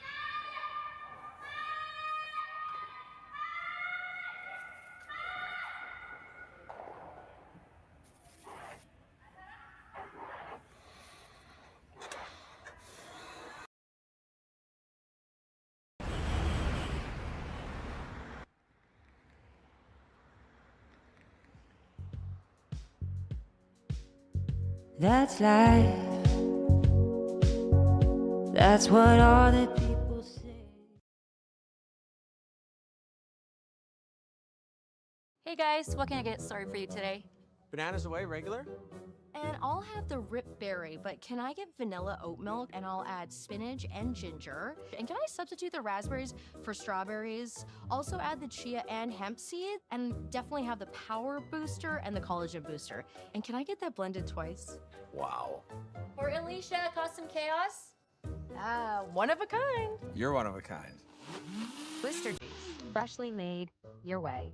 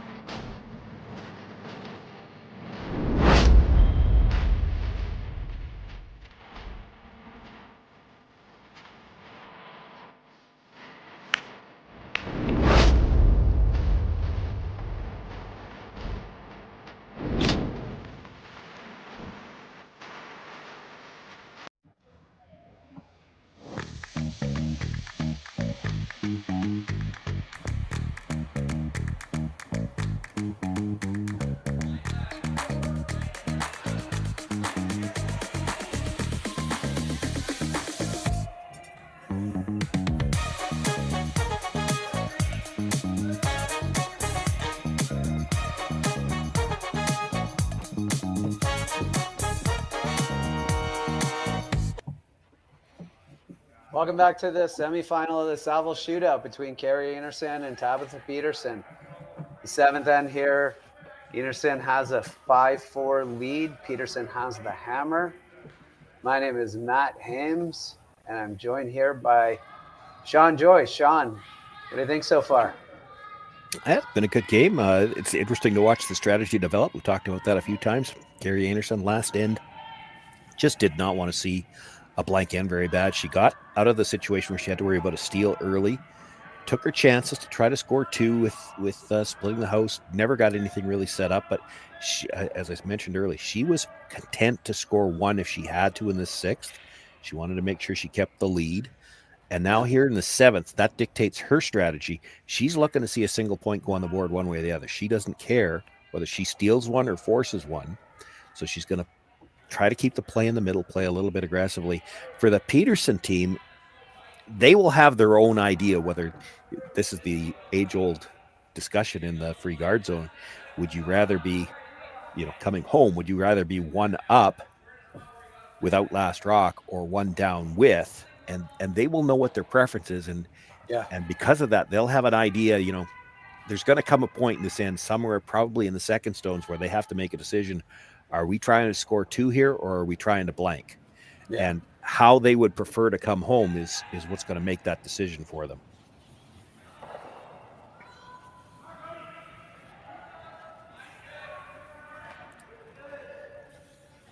Well, that's not going to make the blank easier.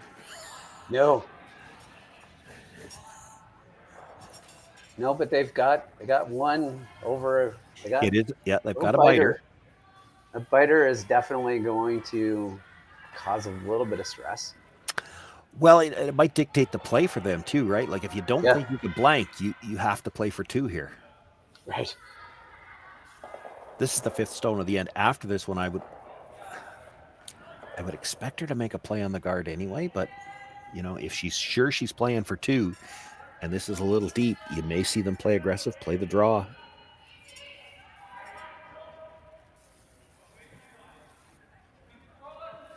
Not laying too many brushes to this. It's got a lot of rim, which means that it's going to be behind the tee.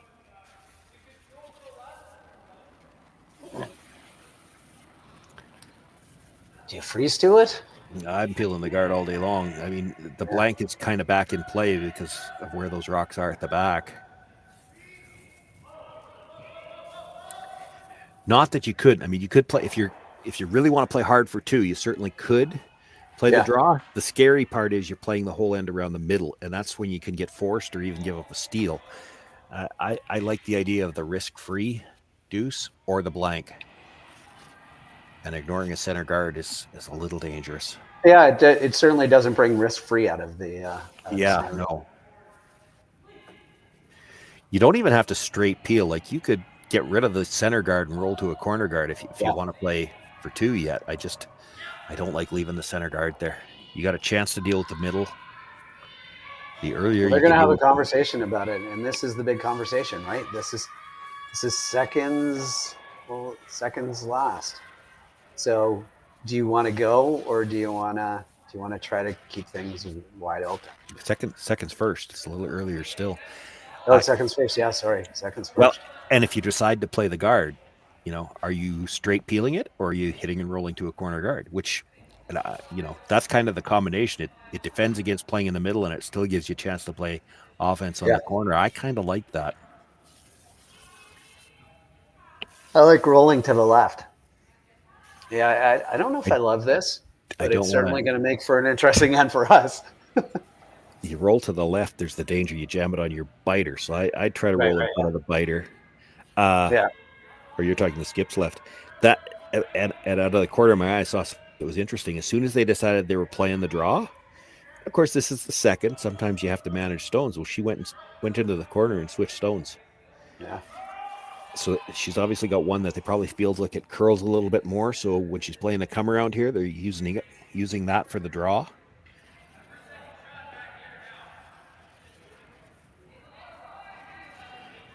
It's gotten to the point with these top teams where that is such a skill to identify. It used to be if you had one stone that was a little different, you got rid of it. Now they try to manage those because you'll use one for a hit, one for a draw. This is definitely heavy.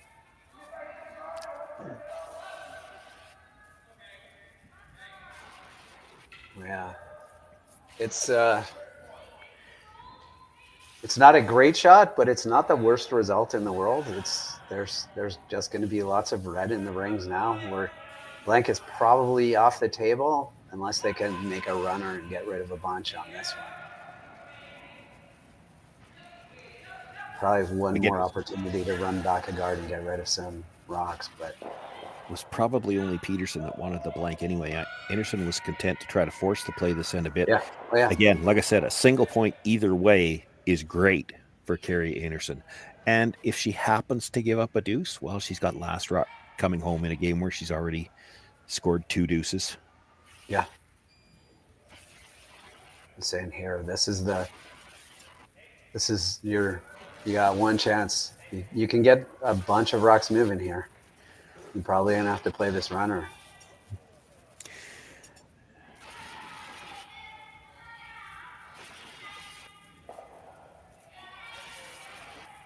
Or you could play a hack weight. Well, this is coming back into you don't want to get forced. You don't want to blank.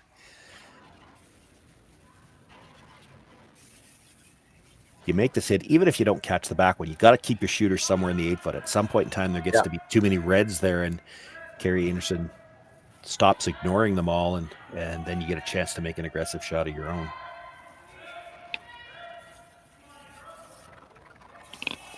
Yeah, if you could hold the shooter here, that's the key, right? Yeah, ideally for shot rock, but anywhere out on the wings is good. You might jam that. You might lose your biter. Yeah, you've definitely lost your bite here. And lost the shooter. Yeah.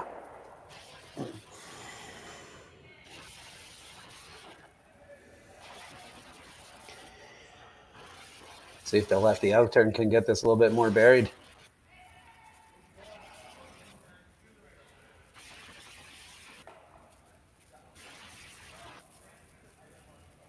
Well, the shape at the back may force the Peterson team to change their approach now too. They might have to draw now. Yeah, I think so. I think there's just no chance at any kind of blank. It's hard to and it's hard to think you're ever bringing the biter back into count now. The stone in the middle, there's a chance because it's kind of sitting on top of a yellow one, but it might come back.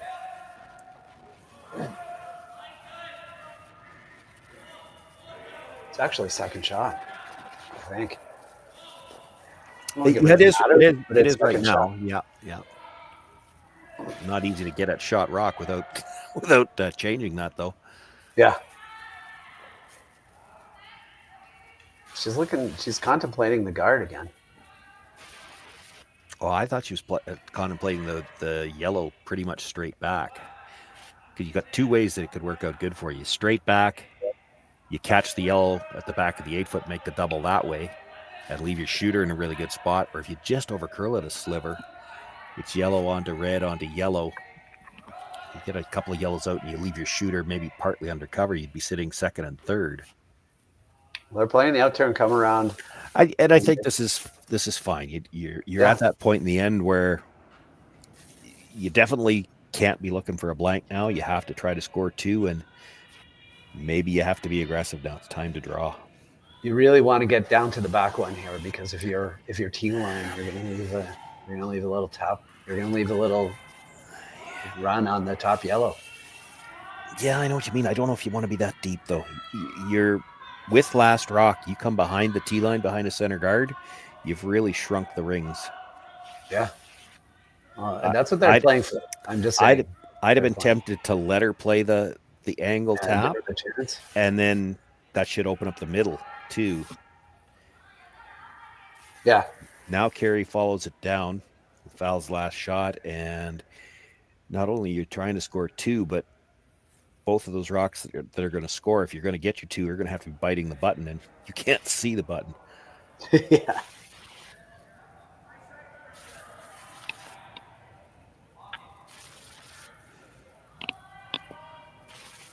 This is a big shot.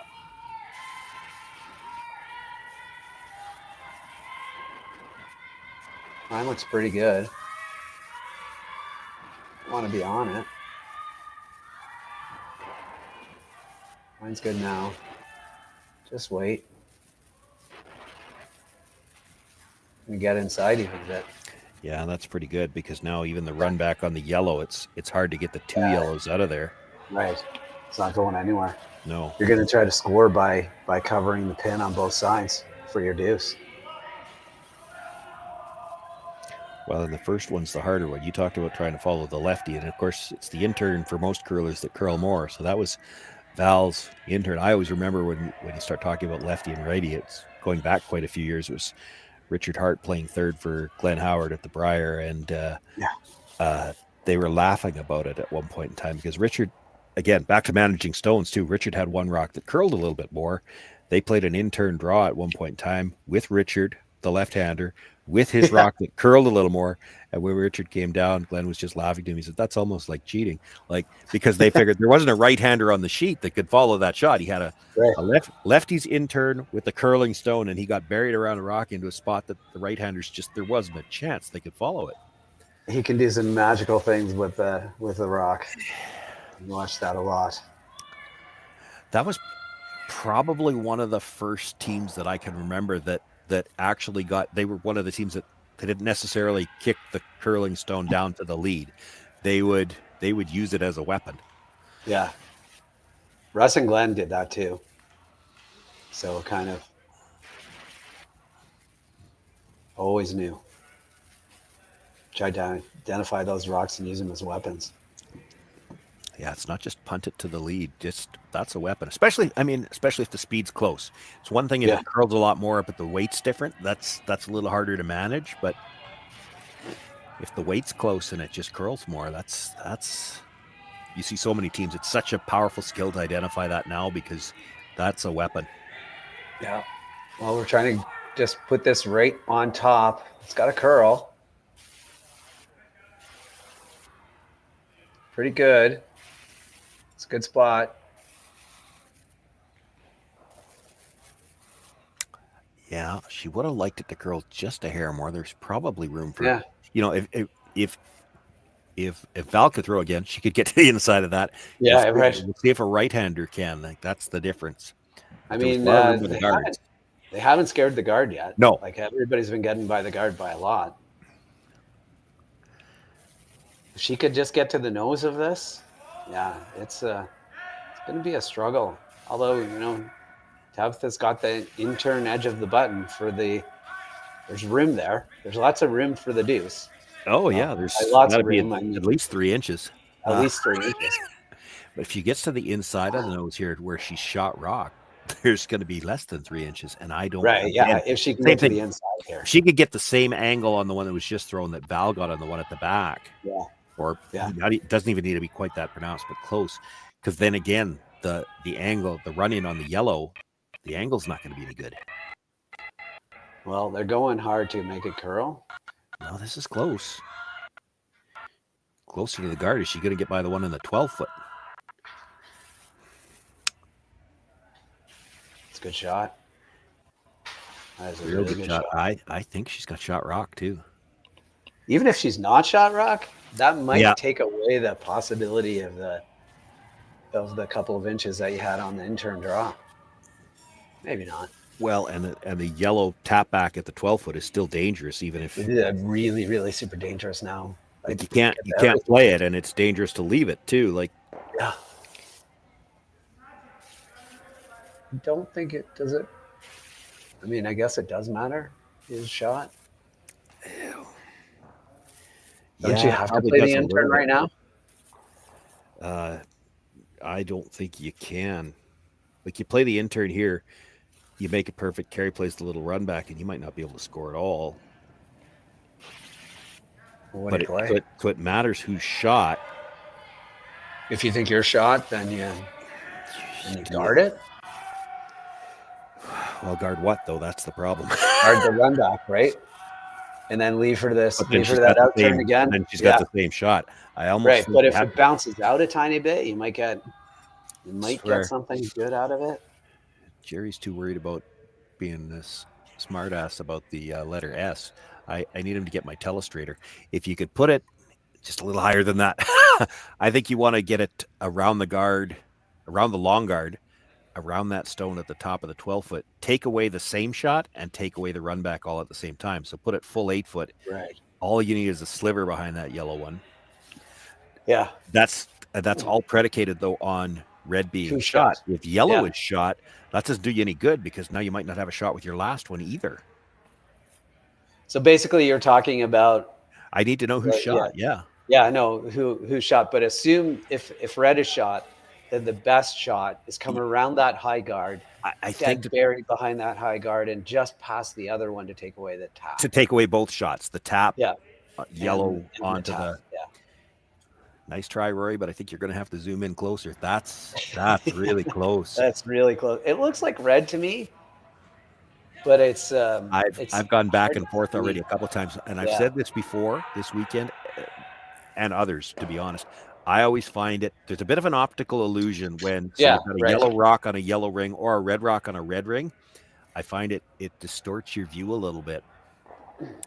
They're going to call timeout, but the coach can't walk out there and tell you who's shot. So, So if yellow's shot, though, if yellow is shot, then what do you play?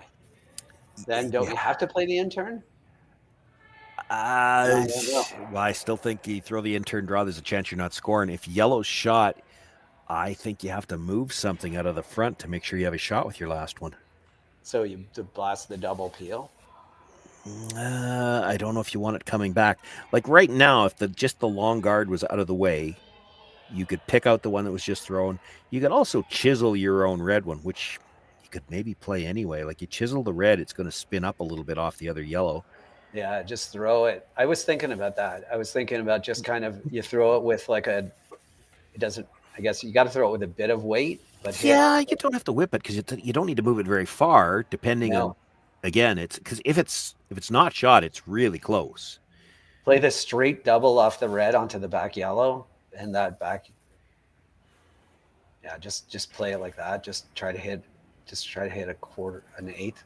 They're going to play the draw, and there's just so many things I don't like about this draw. In fact, the yellow onto red, wherever your draw is going to end up, like you could leave this where they could double the reds. You could be facing 3 on your last one with no way in.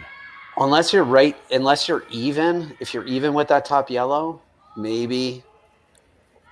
Well, then she runs the yellow straight back into the pocket that you're going to form. Yeah, right. And the red ones both fly. That's not good either. Yeah, that's not good either. A little bit higher than the yellow one, and maybe something to play in off. If it's higher than the yellow one, it's not shot rock. Right. I think based on this shot, they don't think they're shot. I think they're trying to put this. I think they're trying to get shot rock. That's what I think they're trying to play. I don't think that they're. I don't think or they're just playing a straight guard. This looks are they guarding the race? Was that the call? That's the one thing when you get a timeout, you don't get a chance to see what they're not gonna point and tell you what they were playing. I don't think based on the weight that they were guarding the rays, but. Well, I'm sure they weren't playing that. No, pretty much. I don't think anybody's sure who shot rock. There's just been too many people looking at it. And are they close enough to hit half of that top red now and still drive it back in? Like, yes. Do they still play that? Because they drag a little bit. Yeah. So like you can play this. You don't have to play this with a ton of weight either. You hit and roll just to take away the in-turn draw completely, and you might. Can you make it with 3/4 on that top one, or do you have to hit it a bit thinner? Zoom out a little bit. Thinner or thicker? We're trying to figure out who shot. Yeah, it's close. I'm not sure if it matters to who shot as to what you play here. You also I'm saying if you hit 3/4 of the top red, and if you hit 3/4 of the top red, does the yellow come back and get a piece? Well, they're close enough together that I think it probably drags. So maybe it does. Yeah, that's what I think too. What I'm looking at is, do you have to throw it that hard though? Like you could throw. Yeah, no, I agree. Red onto yellow with.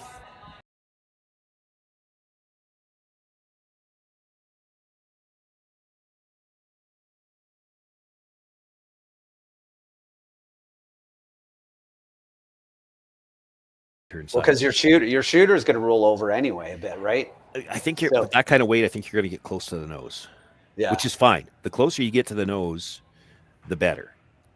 So I think somewhere between that, like I think again, a backline weight to make sure, and I still think it catches it if you hit 3/4 on the top and your shooter rolls over to take away the draw completely. You're counting on drag, and I'm not positive it's there. Like look at the space between those two rocks. Yeah, I think they're close enough to drag, but I think they're close enough. I think you say this too. Like if you don't throw it right now, what does she have? She's got a draw she's got a cold draw to the edge of the pin for 2. So if you don't throw, like, is there a scenario where you could screw this up? That's what I'm saying. Like, do you just throw a guard and say, okay, that's one I'm tied up coming home with? That's why I don't like the extra weight. Like if the only way I see getting in trouble is if you get to the nose, make that tap, and then bounce out too far. And then she comes I'm talking myself out of anything but taking away the in-turn draw for 1 or 2. Like if you take away the in-turn draw, then you went into this end saying if Kerri gets 1, like 1 point either way, she's good. 1 point either way, she's good. So if you throw a guard right now, it's 1 point either way. Where do you guard though? You just guard the in-turn draw. You just put it where the in-turn draw would have to be out somewhere in the middle of the 8-foot. Like how do you get the guard out there? Like you can't just put a guard from the center line, because on this ice that doesn't guard the draw. No, I know. You take edge of the 4-foot, throw the out turn, and it ends up just being like almost, as long as you take away as long as you don't leave a hole, you put it basically where Val's right foot is, like covering that line, right? Yeah, I think with this weight, I don't like this weight. I don't like this weight at all. But let's see what happens. I love it. I don't think you want to tap too far. If it comes up short on the double tap, like I don't think she's throwing real hard with that much ice. No, I think she's playing like a backline hackish kind of thing. You think that much? Maybe. Yeah. This looks like she's coming out with some weight. Yeah.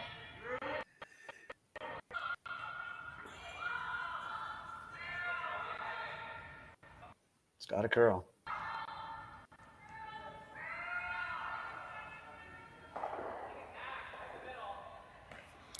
Got the wiggle, but that's what I was worried about. It bounced out. That works out well for you. Well, it might have, because she tapped it far enough that she's sitting second at the back of the button now, and I don't think there's any way to get to that one. You can make the double and the 2 at the top. Yeah, in front of the tee line, but your shooter's I never. don't think it goes through. Yeah, and you risk actually the top yellow risks hitting any of your red. Like that's hard to get it past. You're going to come off the side one first. Yeah, right. You're going to be into it, so it'll come straight over the top. It's your shooter that's going to count anyway. Yeah, but it's only for one. Yeah, it's only for one. I don't think there's any chance you could squeeze it through. I mean, you could.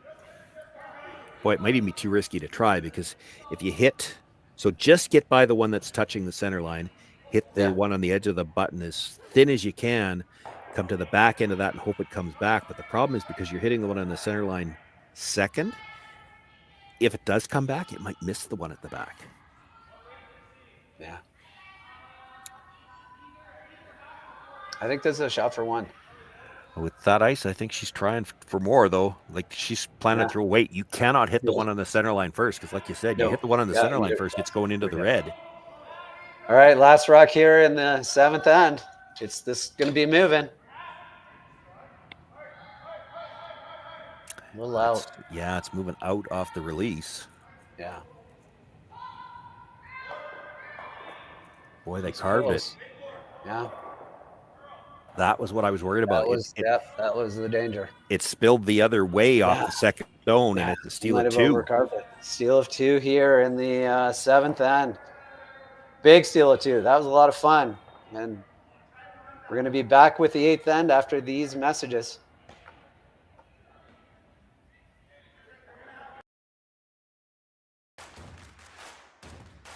Imagine being able to stream every curling game from every sheet from any event, be it your Wednesday league game, bonspiel, or corporate event. Curling Stadium offers an all-inclusive streaming solution featuring high-quality cameras, ease of use, great reliability, and minimal installation. Offering your sponsors customizable ad space on your streamed curling games, and being able to sell video packages to your corporate events for increased revenue. With Curling Stadium, you can stream to any device, be it your mobile phone, tablet, or computer. Push the feed to your desired platform, be it Facebook, YouTube, or any other social media. Curling Stadium is simply the way forward. Where it's commonplace in other sports to televise every game, we want to do the same. Curling is a global sport, and it's time it gets the coverage it needs. Make your curling club the next Curling Stadium. The rock faces around Lake Tahoe are legendary. But this fall, new ones will emerge in the Tahoe If the Basin. rock's a little farther back, and more. then she could come off the back of the second one, and then it comes more straight back, and then there's a shot. But it just wasn't. Stars on Earth unite for 6 days of incredible curling, celebrity appearances, and après curl parties you won't want to miss. Needed. Get your tickets at theGrandSlamOfCurling.com. Let's rock. Oh, we're going to see a lot of Still, I carry through. All right, welcome back to the 8th end of the semifinal of the Saville Shootout. Maybe we're not going to see anything. Between Kerri Einarson and Tabitha Peterson. Big steal of 2 there in the 7th end. We spent a lot of time in the break discussing whether that shot was, whether Peterson could grab a deuce out of that, or whether or not it was only a shot for 1. And I guess we'll never really know, but they played it as tight as they possibly could and came pretty close. Now they got to grab a 3 to force an extra. So Matt Hames here with Sean Joyce. Sean, lots of conversations about that last end. It was a really fun end and lots of execution until the very end.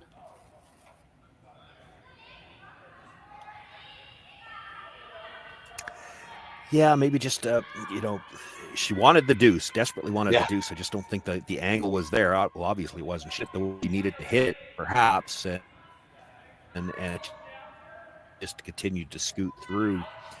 So unfortunately, gives up the steal of 2. It's going to make the thought process for both teams here a little easier.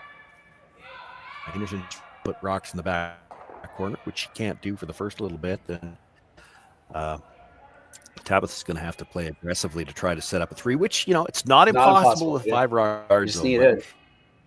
Yeah, you need lots to go right. You need absolutely everything. That guard isn't perfect, but it's not bad. They called this one a little tighter to try to encourage the double peel attempt, and maybe you get a flash when you encourage somebody to try a thin double peel.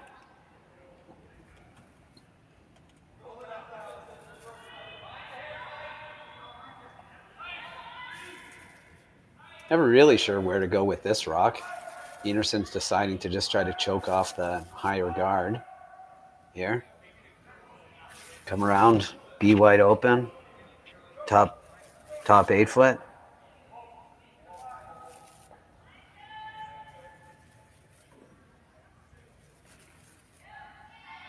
Ice is holding up really, really well throughout this whole event. Really great ice makers. Lots of curling going on too this weekend. Lots of the Oakville Stew Cells is happening. So if you want to see any of those scores, just go to curlingzone.com and check out the scores.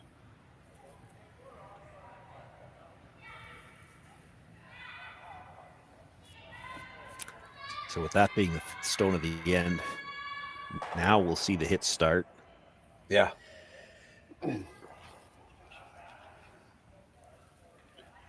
I'm not sure. Really quiet. I'm not sure if I was super tempted to try to keep this rock in play. Full weight hits though. I'd behind the. Just tap them back play to at the back 12 of the house. Yeah. Yeah. Yeah. All these rocks can be your friend. You don't have to get rid of your friends.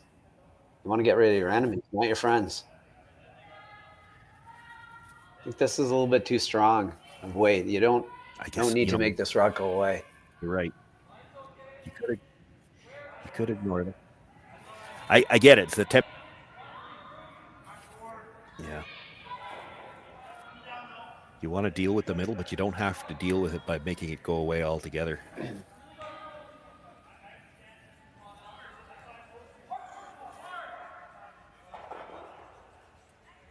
Yeah.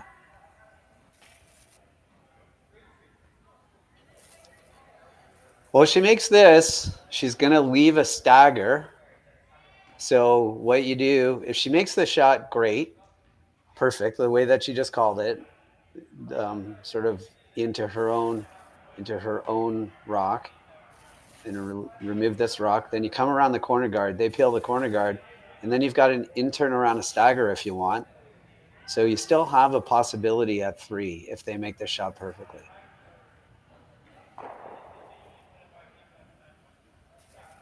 Still have that chance. Come around this corner guard, right where she tapped it. They peel the corner guard, and then you can come around this out. You can come around this out-turn stagger to the back 12 foot. Yeah.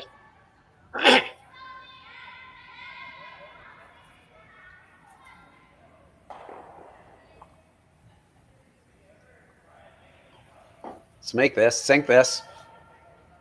She probably peels the guard. If you can make it perfectly, she probably peels the guard. Yeah, I would think so. And then you can come around the other guard if you want. Oh, that's not. It's not the end of the world because the double peel is probably coming into the yellows, right? Yeah, I don't think you can double peel here, so it's not the end of the world, but you are running out of rocks. There's nothing really good on those. I know there's 2 of them. I'd be tempted to peel the other side. Peel the It long one doesn't on the look other like side it, and have yeah. your shooter come into those. Yeah. Like everything is so grouped on that side right now. The angle on the reds comes into the yellows, and that's maybe what she doesn't like. So you peel just one of them.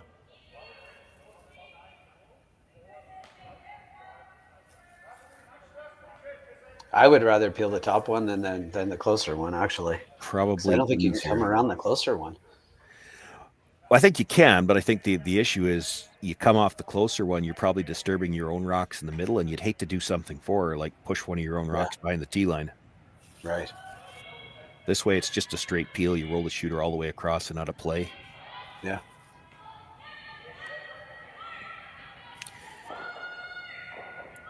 You end up disturbing your own rocks anyway, and that's not good. You've left an No, overlap. that's not good. Those yellow rocks can be used as a guard later on.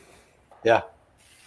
Gonna have to use them pretty soon. I think you come around this high guard, try to make it, they peel it, then you can come around this in-turn stagger. Yeah, and you might have to do it that way because I'm not sure you get around the stagger while that corner guard's still there. Yeah, I don't think you can. I don't think you gain anything by coming around the in-turn. They think you can get around this. I don't. I don't. We're gonna find out, John. It looks tight to me, but it's. Well, this is one of those ones where if you've got it in your repertoire, you maybe throw a little bit more positive on the handle. Yeah, a little bit in out action. Yeah, because you got to hold it. After you get by the red guard, it's got to hold the line well enough to get by the stones at the top of the 12-foot. And then once it's by the yellows, you can try to carve it in behind. Back 12-foot is fine. Yep. It's gonna back 12-foot is fine because it's gonna force them to rip their own guards, like peel their own guards. But I don't know. They're pretty tight to the outside one. Oh, that is some good sweeping right there. Yeah, got there. Can you pick it? Well, do you have to? Yellow onto yellow. How do you miss the red? Yeah. Just hit that. Yeah, you're right. Pretty hard to miss the red. Heck of a shot. It needed to be deeper. Proved us wrong. Yeah, needed to be deeper. Proved us wrong. Though got through the port. Really just got to make contact with his top yellow and the red's gone, right? Maybe it's just everything is going to go. And then all your next three have to count.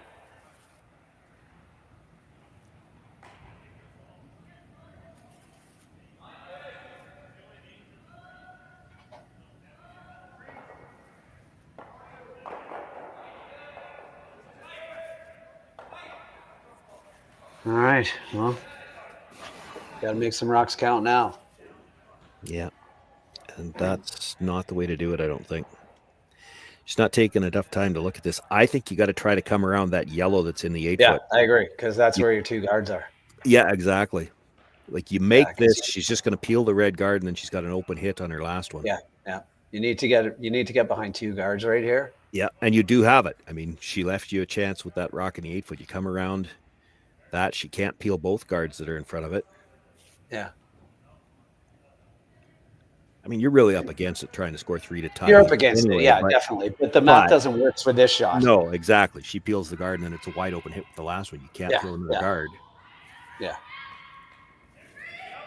And you could have tried, like, if it really came down to it, you could have tried like a control weight on that one, try to jam it into the corner, roll your shooter on. But as it happens, like, again, I'm talking about desperation here, Sean. So, like a heavy split, right, on that top guard. Yeah. If you come around the other one, they peel the top guard, come around the other one, hope they miss the run back, and then you've got to draw for 3. Yeah. Yeah. As it is, the truck's going to have to pick twice even to get to throw your next one. Right. Yeah. It's a solid chance this is the last rock of the game.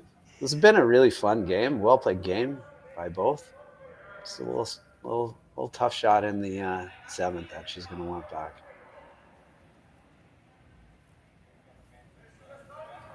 Kerri Einarson here, just peel weight, try to make this rock go away, and move on to the finals.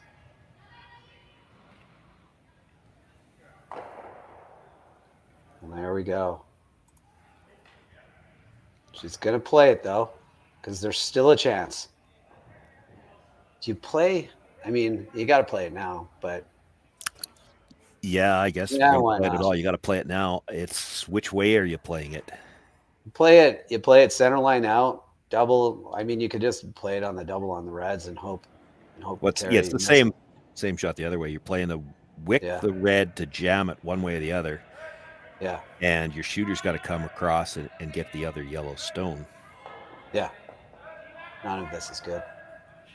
What I was thinking is, and what you were agreeing is, if on that previous one you play the come around the corner guard, this shot is still always there. It's not going anywhere. But, Yeah, true. I don't think you'd ever been in a spot where you'd ever had to play this, though. You make the come around to the back 8. yeah. You just bury one, and they peel the red, or they peel the yellow, and then you put another one in there. They peel that out, and then maybe you play this for your. I think they would have peeled the red. You make the come around, they peel the red, you come around the guard, and they're going to play the short they run run back the on their own, right? I agree. That's the way. I'm trying to write out a scenario where you might have played this. That's that's game. Pretty tough shot. Really fun game, Sean. In this Saville Shootout semifinals between Kerri Einarson and Tabitha Peterson. Really fun game. Einarson wins and heads off to the final. So, any last thoughts? They're going through on a roll. They're 6-0, and they must have some fresh players because they've been rotating through. So it'll be an exciting final. We're going to find out in just a few minutes who they're going to be playing against. Yeah, so stay tuned to Curling Zone to see what time the final is and who's in the final, and we'll see you there for the final game. Thanks, Sean. Thanks, everybody, for watching, and we'll talk to you soon.